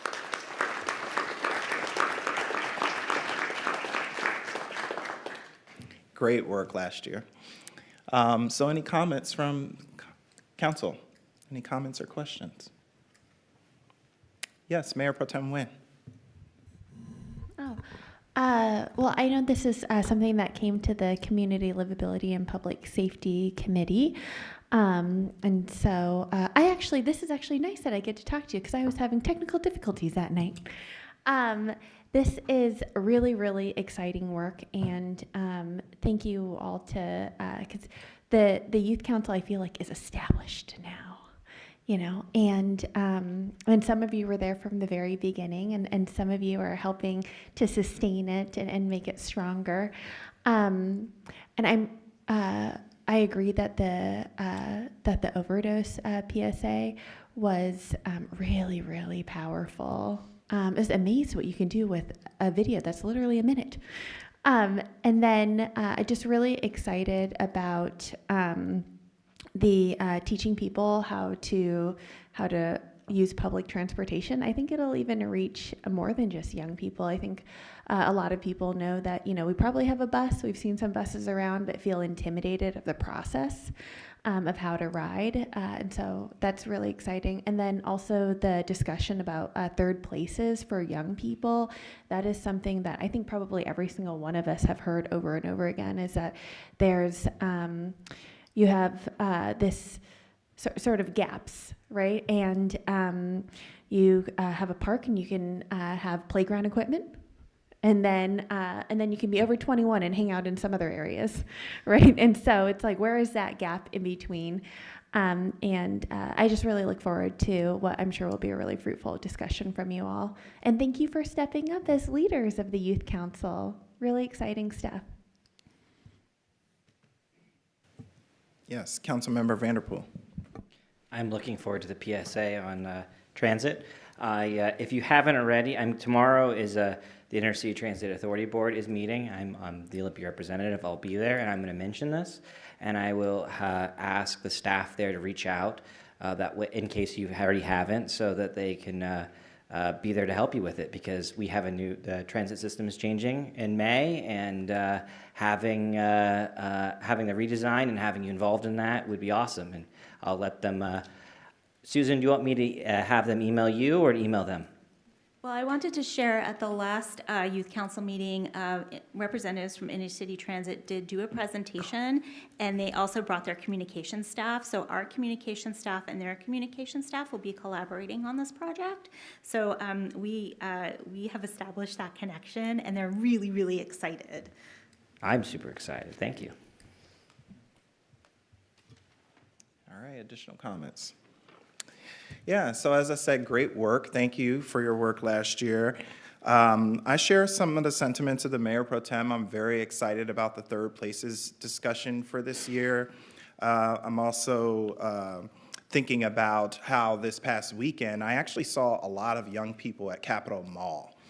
And that was something that, had me thinking about you all, knowing that you were going to be here on Tuesday. And then right along with your PSAs, I love that you're taking that idea further beyond that initial opioid awareness video, and you're thinking about how you might use that same strategy in other areas. So great work on that. Look forward to seeing more. Would love to see how you might be able to even engage some of that youth, those youth that are hanging around the Capitol Mall area. And also, I'm very excited about your briefing that you're going to have on mental health resources for youth. Very much looking forward to hearing more about that conversation and what you have to offer. And I also just want to say thank you for the extensive work that you all did of digging into 5 chapters of our comprehensive plan. If you know anything about our comprehensive plan, it's a cool document, but it can also be very dense. So thank you for digging in on that and helping us. And you also offered some really great insight to us that wouldn't have been there if you hadn't offered those things to us. So thank you so much for your contributions, and looking forward to your work this year. Thank you. So I'm happy to entertain a motion if we're ready. Yes. Mayor Pro Tem Nguyen.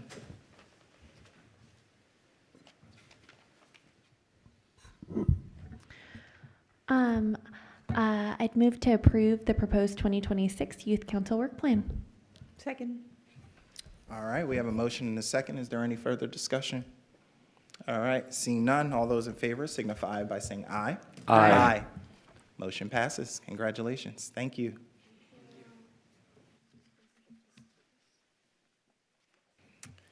Okay. So that takes us to item 6B, which is the approval of the 2026 Plinth Project Sculptures for Exhibition presentation. And we have Stephanie Johnson, our Arts Commission Staff Liaison, and Kathy Dorgan, who is the Chair of the Olympia Arts Commission. Hi, Stephanie. Hi, Mayor Payne. Thanks for having us, members of council. I'm Stephanie Johnson, for the record. I'm with Parks, Arts, and Recreation, and I do have Kathy Dorgan, Chair of the Arts Commission, with us. Tonight, we're pleased to present to you the recommendations for the 2026 Percival Plinth project. This is an exhibition of lone sculpture along Percival Landing for up to a year with a public vote to determine which sculpture will be purchased to add to the city's public art permanent collection.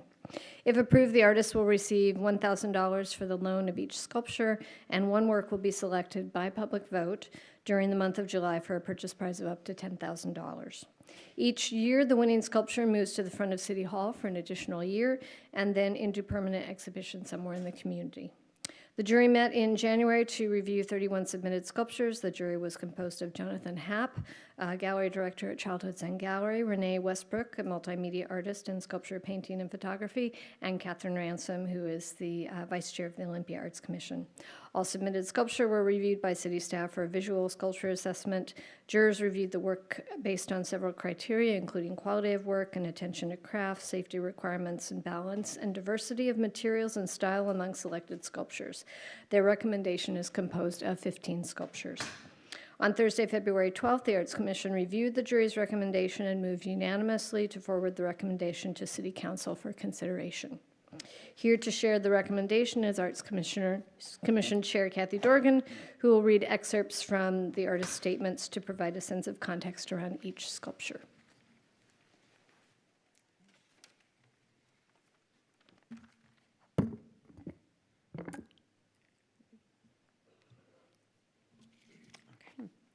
Bronze in nature. In metal fabrication, the big challenge being how to give dimension to that plate. My style is flexible and works great with fabricated bronze. I limit myself to materials that are durable and maintenance-free.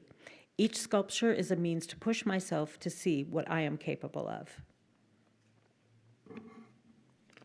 Breathe Deep, Raven Moon. The Breathe Deep sculpture series utilizes reclaimed nuclear industrial fan blades, originally fabricated for the never-completed Satsuma nuclear power plant in Elma, Washington. Breathe Deep speaks to the beauty and purpose of our forests, the lungs of our planet.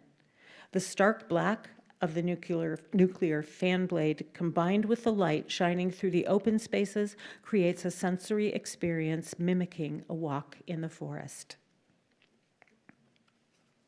Innervate. Hank Nelson often created work using creative ways to enter the civilization that he is portraying in granite, marble, earth, steel, and concrete, with totemic and crossover forms that are complex in their esoteric interpretations.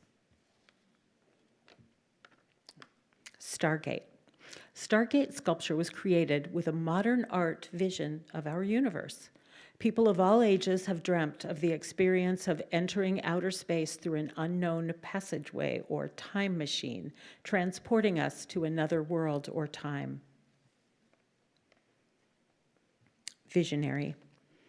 It's not the mindset of working alone, but a joyful endeavor that results in human connection. Time spent in experience, working together, becomes the thread. Humanity at its best. Love, peace, justice. I see public art as a place where structure, story, and community meet. A public sculpture should encourage viewers to slow down, look closely, and encounter meaning without instruction. It should feel rooted in its setting while remaining open to individual interpretation. Playful sea otter. My metal artwork is a unique fusion of my passion for fishing, sea kayaking, my engineering background in the outdoor industry, and my deep connection to the stunning Salish Sea. I specialize in transforming raw industrial parts into beautiful and inspiring metal sculptures, giving new life to materials that would otherwise be discarded. Mobilisc. All of my designs are intended to grab your attention from afar and draw the viewer in to take a closer look at the surface details that come through as part of the patina process. The piece is designed to be explored and interacted with once you get close enough to engage with it, and blends in well with most environments. The piece includes topographical lines on the surface that emulate the terrain of the mountains within the Olympic Range. The Chimera. More than half of what I do is collecting metal materials. I look for objects with significance and meaning, objects that have connections to us as individual and as society as a whole. Sometimes it is the way in which an object is found. Other times it's the people who give it to me where it finds its significance. Muse. With my art, I aim to foster connections to place and inspire a sense of community, promoting inclusivity, accessibility, and encouraging creative expression that enriches the spaces we inhabit. Muse is a vibrant exploration of the many facets that make each of us uniquely colorful and compelling. Its flowing forms gather the fragments of identity, our stories, quirks, and dreams, into a celebration of the creativity that lives within us all. Liberty Wept. In Liberty Wept, I reimagined the Statue of Liberty, not as triumphant, but as deeply human. Her bowed head reflects a nation in crisis. She is burdened, yet unbroken, mourning, yet vigilant. Even in steel, her posture conveyed sorrow, exhaustion, and the determination to witness truth in a time when honesty and dissent are increasingly threatened. Making Earth. Making Earth depicts the Cherokee story of a water beetle bringing mud up from the ocean floor to create all the solid land we now live on. The mud he brings is faceted to symbolize its preciousness as the substrate for life. Speckled Redside Chromie celebrates the wonderful memories in 6 decades of fly fishing with family, friends, and beautiful fish. It rotates in wind currents on a 10-foot pole. Many colors are holographic, so it changes in varying light. Bubbles. Pessimistic, non-specific units of time. My sculpture is a static representation of time. This takes many forms, but usually involves implied motion. It could be a figure in motion, a progression, or a becoming. That is, one thing becoming something else. The sculptures also change with the light of the day and viewer position. Silent Words. This is one of my Silent Words series, meant to reflect a sense of silence and serenity.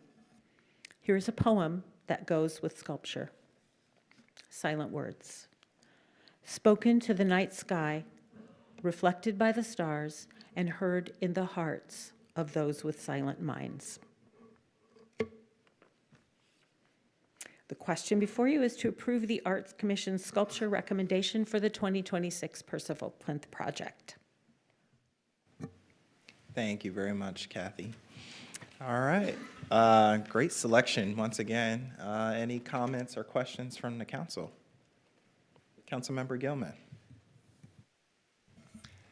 You know, each year I talk about how amazed I am at the selection of sculptures. And what I realized from feedback I've received this year, that my opinion isn't really relevant. And what's probably way more important is the diversity of style and materials that you called out as one of the criteria. Because I have had somebody say, I only like realist presentations, and the next person said, I don't want it to be too literal. I love the abstract art. And then I had somebody who was really concerned about sculptures made of discarded silverware, and the next person only wanted to see things that were made with recycled objects, right? So the people's choice will come out as folks visit all 15 of these, but I just wanted to offer that it's been interesting to me that across this year, I've had each person who's spoken to me about the project has had a different favorite sculpture. So I look forward to this year's, and I hope that there will be ice cream at the unveiling of the events. That's something I like.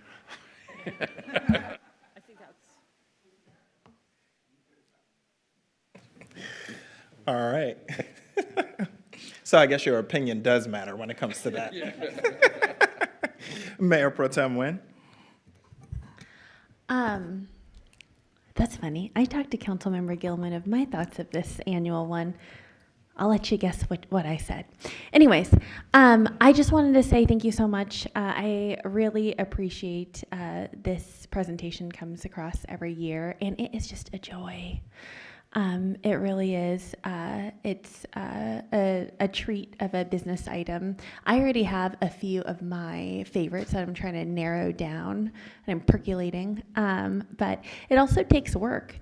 It takes work to get artists that are from this area and interested and working them through the process, and also like narrowing it down. You know, you might have actually had to say no a couple of times to people. I would think that is, you know, it's not easy. So thanks for curating just a really great collection this year. Thanks.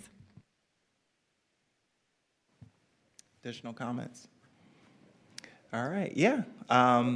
I appreciate this great selection as well. I usually give a sneak peek of what I like, so I'm going to do that again. I absolutely love Raven Moon, Muse, Liberty Wept. I love that we have what looks like some more options of color this year. They just kind of make you smile. Even on our dreary days, you know, I think they will stand out. So great selections, and very much looking forward to seeing them here. So with that, I'll entertain a motion. Councilmember Gilman. I move to approve the recommended sculptures for the 2026 Percival Plinth Project exhibition. Second. We have a motion and a second. All those in favor of the motion signify by saying aye. Aye. Aye. Motion passes. Thank you very much.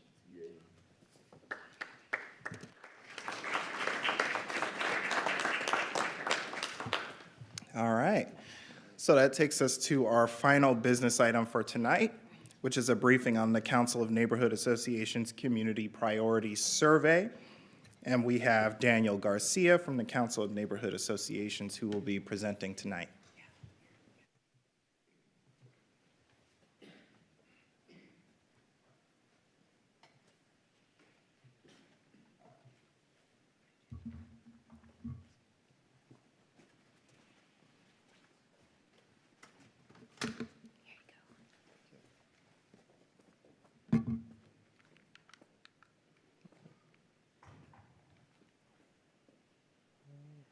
Do I wait for?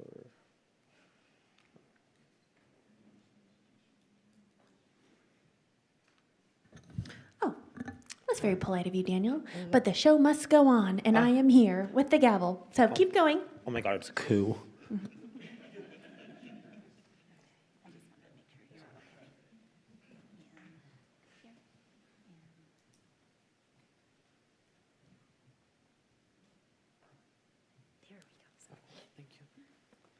Hello, Council. Hello, my name is Daniel Garcia. I'm the Communications Coordinator for the Council of Neighborhood Associations. I know that I've met all of you in different capacities before, but introducing myself in my new role, and also a little bit of reintroducing the CNA. We do have a brand new board, pretty much, as Peter spoke to, and so we want to tell you about both what we heard at the forum and also how we want to engage the community going forward. So I know that most of you know this, but to tell you a little bit about the CNA does represent recognized neighborhood associations in the city, and our mission is to promote and enhance the quality of life, not only in our neighborhood associations that are recognized, but throughout the entire city. And we tried to do that by having a forum back in January in this room. This is a great image from that event. We literally packed the house and we had to open the doors, a good problem to have. And I want to just maybe set the tone for this presentation and for the future work that the CNA wants to engage in by showing this image and just showing both what is possible and what our kind of new priorities are. And this is, I think, in line with that. So this forum and the survey did not just happen. We did a lot of outreach, and I think that there are a lot of good lessons to take from the outreach that we did to make this event happen. We did physical flyers and paper, and me and Grace even walked around downtown and gave these out to downtown businesses. We also emailed a lot of our groups, and those got forwarded and re-forwarded to different distribution lists. We also used social media. Both myself and Grace used our social media reach to try to get more people involved, especially more young people. And we also relied on word of mouth. We kind of tried to get people talking about what kind of ideas they wanted to share at the forum and what kind of ideas they wanted the neighborhoods to apply for in projects. So that's what I'm here to talk to you about tonight, are the survey results. So these are the top 3 things that we heard about in our online survey. Both people responded in person and online about these. Food access ranked highly amongst all age groups. In addition, emergency preparedness was ranked highly by respondents 18 to 29 and 30 to 44, so a little bit of an age difference there, as well as affordability was ranked highly by respondents of all ages, but especially those 30 to 44. This is also the next couple things that we heard about, again in the top 10. One of the top was safety and livability. This was ranked highly by older residents and long-term residents, particularly in neighborhoods with what they noted as deteriorating quality in things like sidewalks. Mutual aid was ranked more highly by younger respondents and people with maybe slightly less established neighborhood connections, and kind of what they saw it as a way to maybe establish those connections. Community connections was also ranked highly and was prioritized by respondents 18 to 29 and 30 to 44, especially by newer residents, again, speaking to a need to build community that is out there, and often framed as important, but secondary to other more immediate needs like food and housing. And finally, there was an other category, which most of the time was just a restatement of existing categories, but just maybe restated in a different way.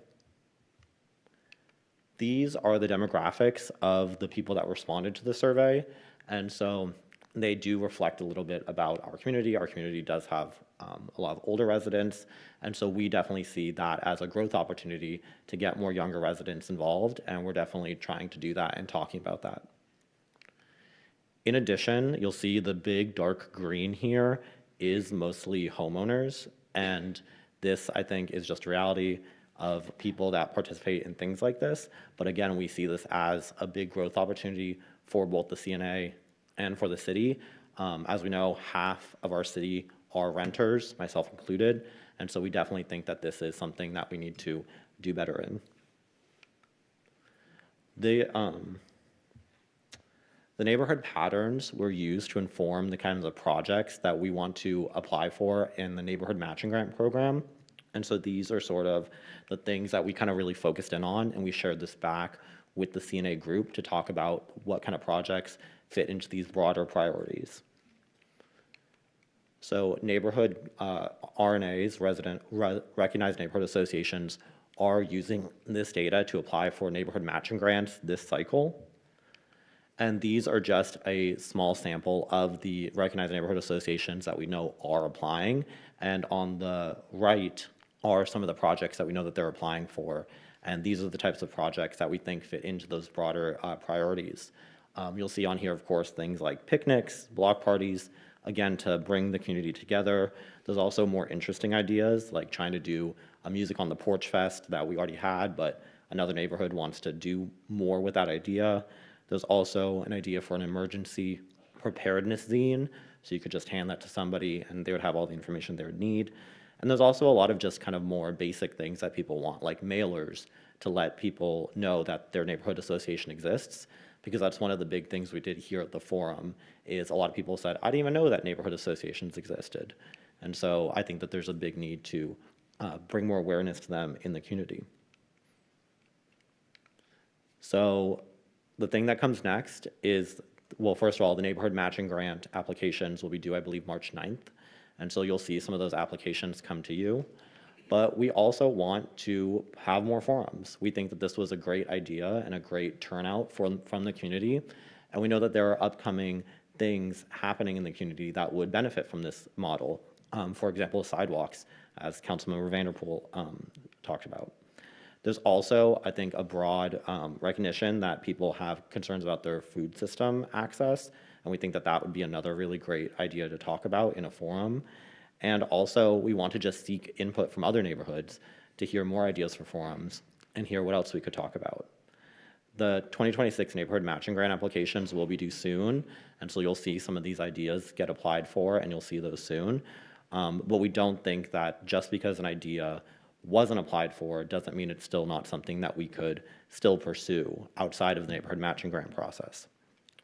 And finally, one thing that we also want to work more in is involving the entire community, not just people that live inside the boundaries of a recognized neighborhood association, but making sure that everyone participates. This map shows what RNAs maybe used to look like in the 90s and early 2000s. And the red you'll see are neighborhood associations that no longer exist, compared to the right, which are the current neighborhood associations. And we know that there's a lot of people that are not in a recognized neighborhood association, but would still love to participate. We have an open door approach. We think that everyone should get involved if they want to get involved, but we also want to pursue a model that maybe has a more direct recognition of these areas. So it's not just if you live right outside of a boundary, you don't just work with SWONA just because that's your closest. Your neighborhood should just be included in some way.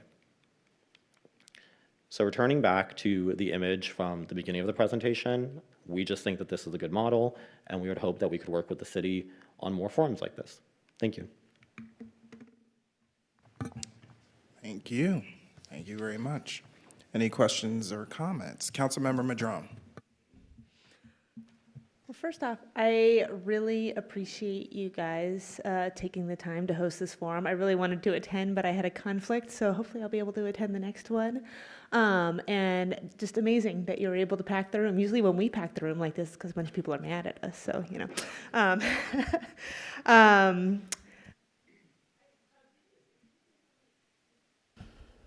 Did you say how many people took the survey? 140. 140, okay, thank you. Really excited to see food access at the top, and that you guys have the food system plan identified for a community forum. Mayor Pro Tem Nguyen and Councilmember Gilman and I just sat down with city staff last week to talk about, you know, what are the steps needed to move forward on the food system plan, and we talked about doing a phased effort, where in the first phase we are doing a public outreach, but also focused stakeholder work on this. And we talked about the need for there to be a come one, come all type of event to bring people together to talk about, you know, what should we even be thinking about with a food system plan, and then honing in with stakeholder groups to kind of figure out what are the components of it before we move on to a phase 2 of actually, you know, digging in. We don't want to make assumptions on what it should look like before talking to the people who are already out there doing the work, all the eaters out there in our community. So let's make sure that you all stay well connected to our staff as that moves forward. And you know, one question that I have, you know, I don't even remember how long ago, we don't have a current MOU with the CNA right now, and you know, as this came up on our agenda tonight, I was like, what's the status of that? What's next for that? I'm excited to see all this engagement here, and I really want to formalize that relationship. I think we're just kind of assuming the intent from the previous MOU, but what's next for that? Yeah, we've had some stops and starts with the MOU, and I think the last time we got together, we agreed to kind of pause and then focus on some forums. And let's have some forums, see what we learn, and see if that might inform where we go with the MOU. So I think with new leadership, it might be time to reconnect and see what that looks like and how do we use this information to figure out how we move forward. So I'll do some outreach. Councilmember Gilman and I were part of the group that were helping to negotiate that in the beginning, and be happy to kind of pick that conversation back up. Okay, great. Yeah, I would love that. You know, and I mean, in the meantime, it seems like y'all are functioning, we're talking to each other too. So, so really glad to see it, and just really glad to see all the representation from all the different neighborhoods in council chambers today. Thank you. Additional comments, Councilmember Gilman. Daniel, I was also excited by the detailed summary that was prepared from the combination of the online surveys and the conversations that happened during that forum. So I wanted to call out that for my colleagues, it's attached to the staff report for this evening's meeting. Where else could community members who are interested in this, where could they access that document? Yeah, you could find it on the CNA's website, and you could also find it on our link tree. So if you just look up like Council of Neighborhood Associations link tree, it's on both of those. Great, thank you. And I really appreciate the presentation tonight and all of you showing up for public comment and presentation. Thanks. Additional questions or comments? Yes, Councilmember Vanderpool. I like to second the idea of continuing to look at the MOU and continuing to look at community assemblies or community forums. As a council member, when I came to that, I had written down probably 40 different ideas that I heard from folks. And then there was more and more and more. And I love the spirit of it. I love the idea of getting into the details of it. I like the idea of having them on specific issues, right? I think of it as an addition to the other data and research we do, right? You know, not just your quantitative analysis, but your qualitative, right? To be able to hear from folks the specific issues, right? Because, you know, and someone will say, like let's say if we have a forum on sidewalks, right? Outside of what we're doing with the survey, but we're outside of what we're doing on land use and environment. You know, if we had a community assembly on a weekend and we try to get folks in the community, and I'm glad you're mentioning ensuring we have the entire community, acknowledging having the more renters, young people, people that are not really involved because they live very busy lives, right? And, you know, at that, when you go talk to someone, they may say, you know, I love the sidewalk idea, and they'll tell you a specific sidewalk that drives them crazy on the regular day, on a daily basis. And having that specific information helps us as council members understand the specific needs, because we have busy lives too, and we don't always walk every single neighborhood in the community, and we may not know about this awful, terrible sidewalk that's been destroyed by a tree. And so having that helps us as policymakers. And I want to also say I appreciate the CNA and folks coming out and commenting, because this doesn't help us be informed on the specifics. So thank you. Thank you. Councilmember Barrett. Thank you. First of all, I just want to say I was so impressed by the professionalism of both the forum itself, which I was happy to attend. That's my head right at the very first there. Yeah. And the professionalism of this presentation, Daniel, I don't know if you did this all by yourself, but this is really impressive to everyone involved. Thank you. I think the real challenge is how we take these tangible, great, solid ideas, real meat, and transfer that into policy. How do we make it a reality? And so, you know, I know there are many members of the council that want to work with you to make that happen. And so that would be it. To all the members, thank you, of all the leaders who've been here. Thank you. Yes, Councilmember Vanderpool. I don't want to put my councilmates on spot, but I think this is an interesting point that I've had a conversation with Daniel and with Grace about this. But one of the things I think about about the tangible is that as a city, we just did our comprehensive plan, which is a variety of policies the council could pursue, but also actions the staff are working on over the next few years and implementing those changes.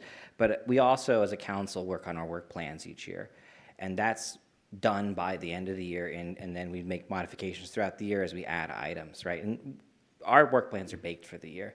But I want to point out that community assemblies could be a stopping point of information to help us think about those things, because food systems was brought up, and that is an item that even if we didn't have my councilmates working on that right now, or had working on that, that would be a point of preference at the top of the list, right, as something that folks are talking about and things that are a need for the community. And so I would be very interested if we continue to have this conversation about community assemblies and forums, about allowing that to help us inform our work plans and help us think about the specific top of mind community needs as we transition from our comprehensive plan to our work plans.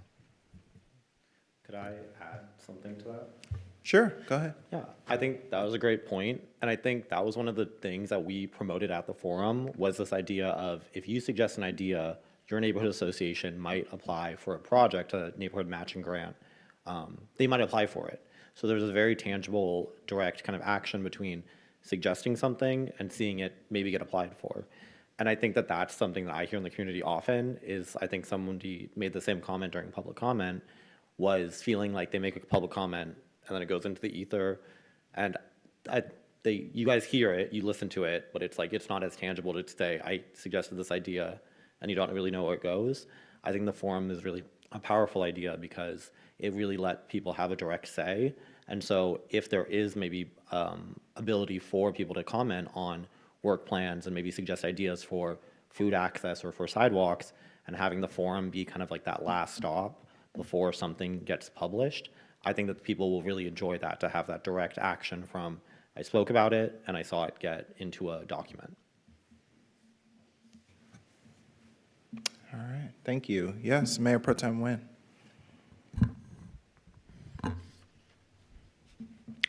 Great presentation, Daniel. I'm not at all surprised. Just wanted to get back to Councilmember Vanderpool. I know you said you were not putting us on the spot, but I mean, you're essentially saying that you're interested in having more robust community engagement, and you see community assemblies as a way to do that.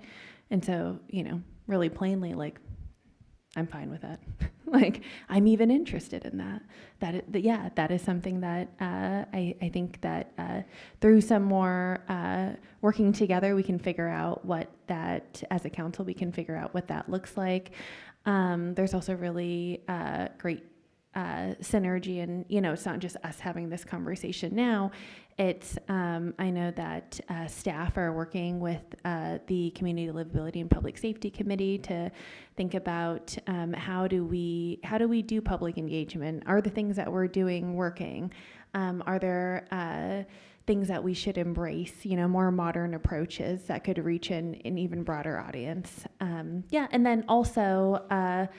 For the CNA members, what you're hearing now and even before, after public comment, our responses at that public comment is that I think you have a council that's really excited to work together and what that could look like. So, and everyone was jazzed about this. I mean, really, really good stuff. So here's a great sort of success to point to.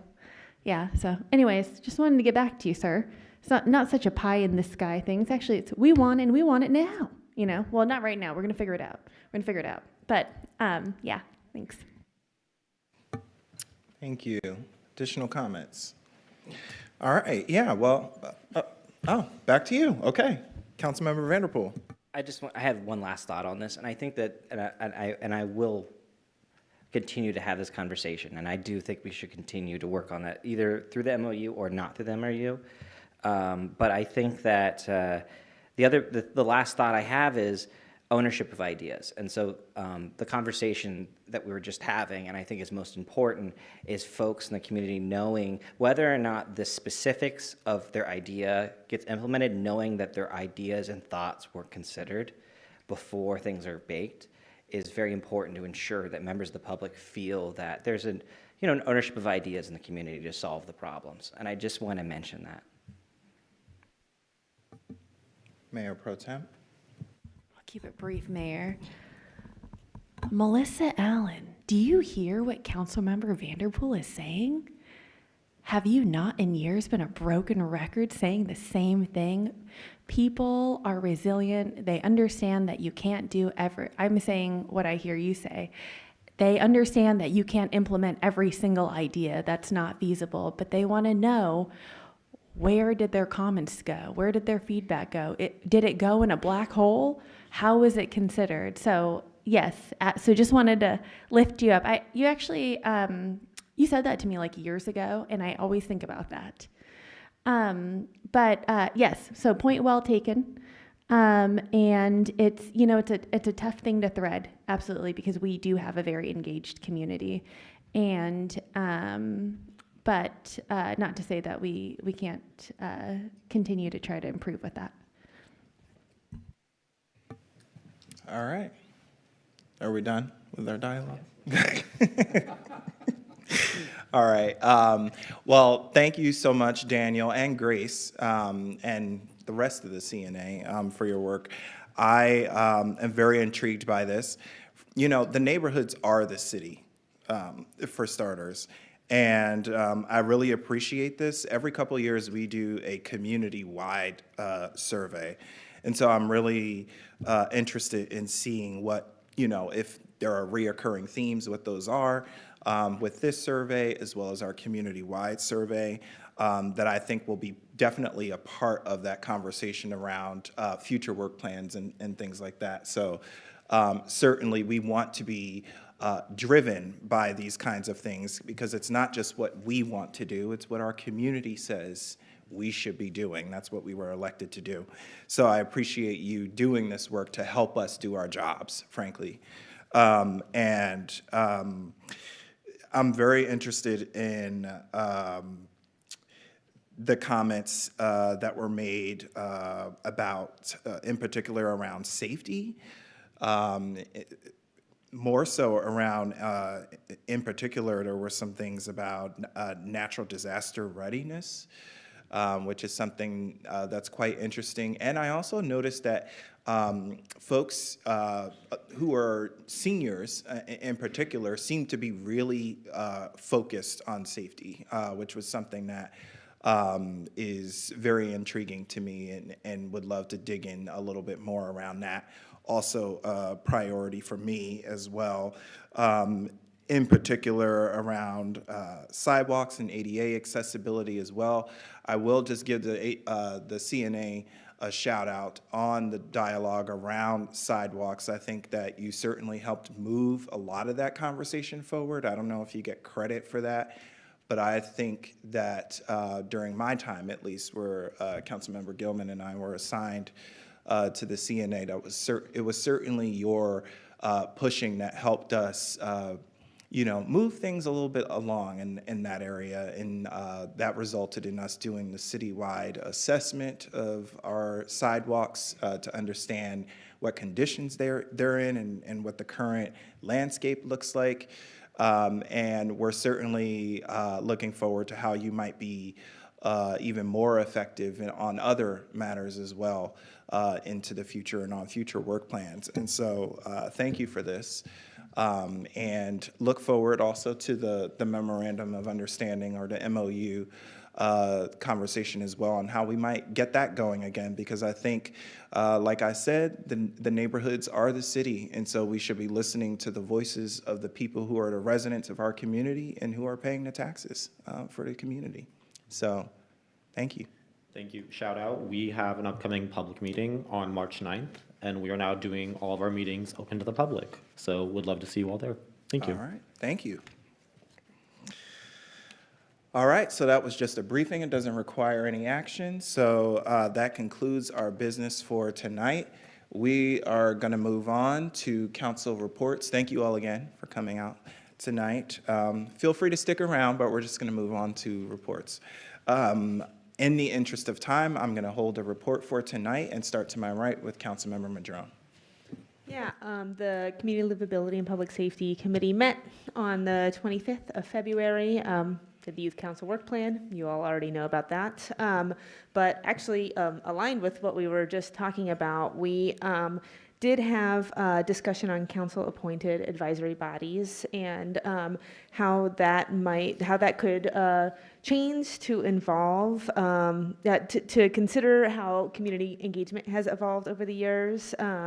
You know, we've had some challenges with attendance, and, you know, folks not necessarily understanding their purpose or their role serving on advisory bodies, and also looking for efficiencies. It's a lot of resources to support these groups. And so staff have been working with a consultant to kind of explore different models, do some research in terms of how other cities approach it. And we were presented with two scenarios. One would be improvements to the current system where we shift recruitment and filling those positions around and work planning to align with what we do as a council, standardizing onboarding, making sure the relationship with the council is clear, and also creating a criteria test for new advisory bodies or when they would be sunset, and also do a regular audit of our existing bodies so that we know how they're doing.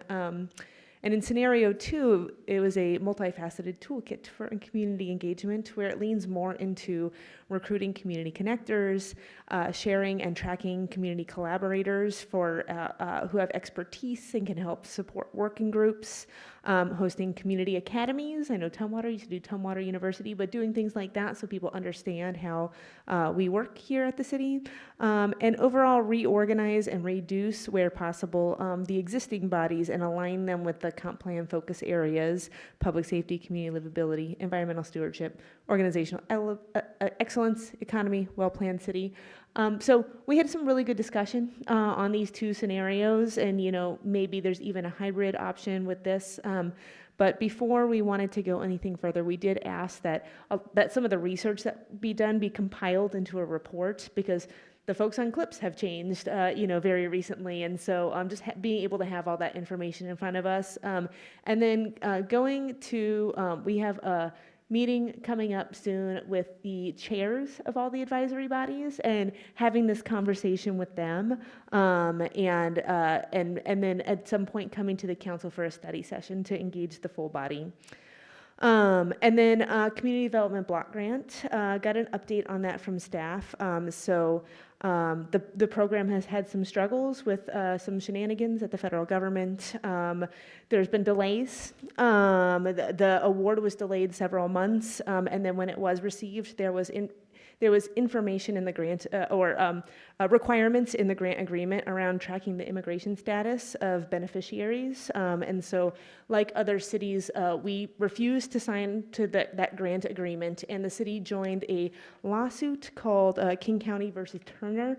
And with that lawsuit, there was an injunction that allowed us to scratch out that language in the grant agreement and go ahead and proceed, but it brought us 5 months behind schedule. And so that has, I won't go into the weeds on this, but it's caused some challenges in terms of how the program is structured, how funding can be allocated. So we are, it looks like we will be unable to fund public services in this next round. Staff are recommending that we go with 5 organizations, actually it's just 3 organizations, but 4 projects. Folks who are very well versed in CDBG, and we know they can get the funding out on the ground, because there are challenges with the program. If we don't spend it in time, it reduces our future funding. So we're looking at Rebuilding Together with their critical home repair program, Habitat for Humanity with their critical home repair program, Habitat for Humanity again with Energize Thurston, and then Enterprise for Equity's microbusiness development, and then our administrative costs. So that will eventually get to council, but it wasn't a full fleshed out recommendation for CLIPS yet, but staff wanted us to be aware with some of the challenges they're working through and some of the really challenging problem solving they're wrestling with on this, because we have a lot of organizations that provide public services, and it's unfortunate that we're not able to accommodate those requests in this round of funding, because they're also seeing cuts in other places, but it's kind of an unavoidable situation, and has everything to do with, like I said, shenanigans at the federal government. So so that's my report. Thank you. Any questions or comments for Councilmember Madrone? All right, Councilmember Vanderpool. People ask, what does local government have to do with the federal government? I say, it turns out a lot. You're like, why are you talking about what's going on with the federal government? Well, the funding gets cut all the time, and there's lawsuits all the time because of shenanigans. The Regional Housing Council met. This is second month in. We've had all new members. I don't know if I've mentioned that before. For the most part, we've had all new members, and so it's taking a little bit of onboarding. And so to kind of help with that, we've had more of the county staff reach out and some of our staff to reach out to help folks be onboarded in that process. And I've recently emailed all the new members to see if there's any ways I can help move that along, because it has been a pretty slow process right now. And we're on a pretty tight timeline with some projects. I just want to, that's a note on that. And then Land Use Environment Committee met last week. We had a presentation on rent-to-own and tenant opportunity to purchase, and also tenant opportunity to purchase community model also.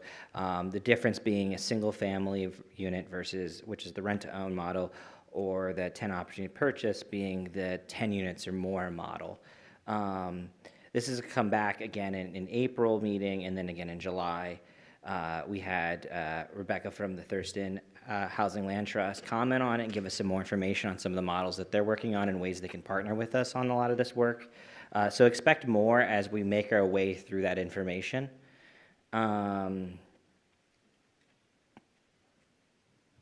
Then we approved the hearings examiner to continue on where we are, but that will be coming to the council soon. So you'll be hearing more about that. I want to pause here and see if there are any other comments from my colleagues on land use, if there's any thoughts they had on those. No? Okay, cool. And then this afternoon, I met with Desiree from the Olympia Downtown Alliance, and we just talked about some areas. I know a couple of my other councilmates are going to be meeting with her in the next few weeks because she's reached out. Just some areas that need a little more love, need a little more attention from the city. So like the corner of State and Washington, I know all of us have received an email from some business owners around that area about that parking lot we own. Just need a little more attention on that. But I do want to point out something that actually the city is working on with some of the downtown businesses on, is the alleyway over by Oli Computers right there across from the transit center. They're working on and looking into putting some gates in on both sides and using the space maybe for like pop-up restaurant or something, just to kind of activate the space and turn it into more of a community place as to propose to what it is now, where it's kind of a low lighting, kind of not really near anything situation. And so there's a couple of things that and I'm sure folks will hear more as they reach out. So that's my report. Thank you. Any questions or comments for Councilmember Vanderpool? Okay, thank you. Councilmember Gilman. So this is the finance report that I teased but didn't give last week for in the interest of time. But I think it's important to share that we had a conversation with Chief Morris and Deputy Chief Flowers and Adam Cummings, who's our chief mechanic, about the capital facilities needs of the fire department, and that for many years we've treated buying a new fire truck as an emergency, that all of a sudden we have to purchase it when everybody in the room knows that a vehicle can go a certain number of miles and then it's both wearing out and it's becoming obsolete. And so the conversation we had was about how do we begin to become more intentional about sequencing both getting the funds together and having a purchasing schedule to maintain the physical facilities, the fire stations, to purchase fire trucks and to keep the equipment up to date. So that was our conversation, and I joked that we had to wait until Councilmember Cooper, who's a third-generation firefighter family, left the council to have the conversation. But it's one that I know he appreciates very much. And then I wanted to tee up that our next study session will be about the Olympia Fire Department's standards of cover study, which will talk about sort of the needs of people for first responders across the city. And the two things are really interwoven, right? What kind of response time we want to have, what sort of services we want to provide, really relates back to what kind of equipment do we need to have and what kind of vehicles do we need to get to those places. So I look forward to having some capital facilities needs described as part of the presentation on the standards of cover. And I wanted to tee that up for you because I think it's a super important conversation that I don't believe will solve all in this budget year, but will give it more attention in this year. And I hope we can become more and more intentional until we have a plan where we know years ahead of time when we're going to get the next pumper. So.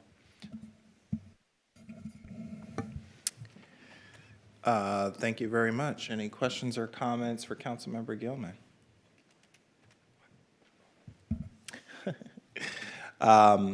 Yeah, thank you for that. I'm very much looking forward to that briefing next week, Chief Morris. I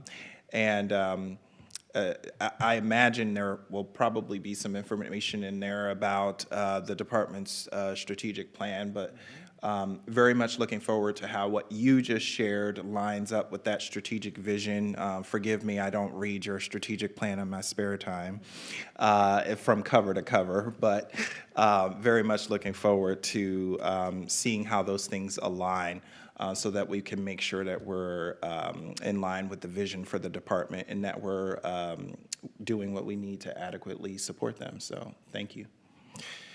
All right, if there's no further questions, we'll move on to Mayor Pro Tem.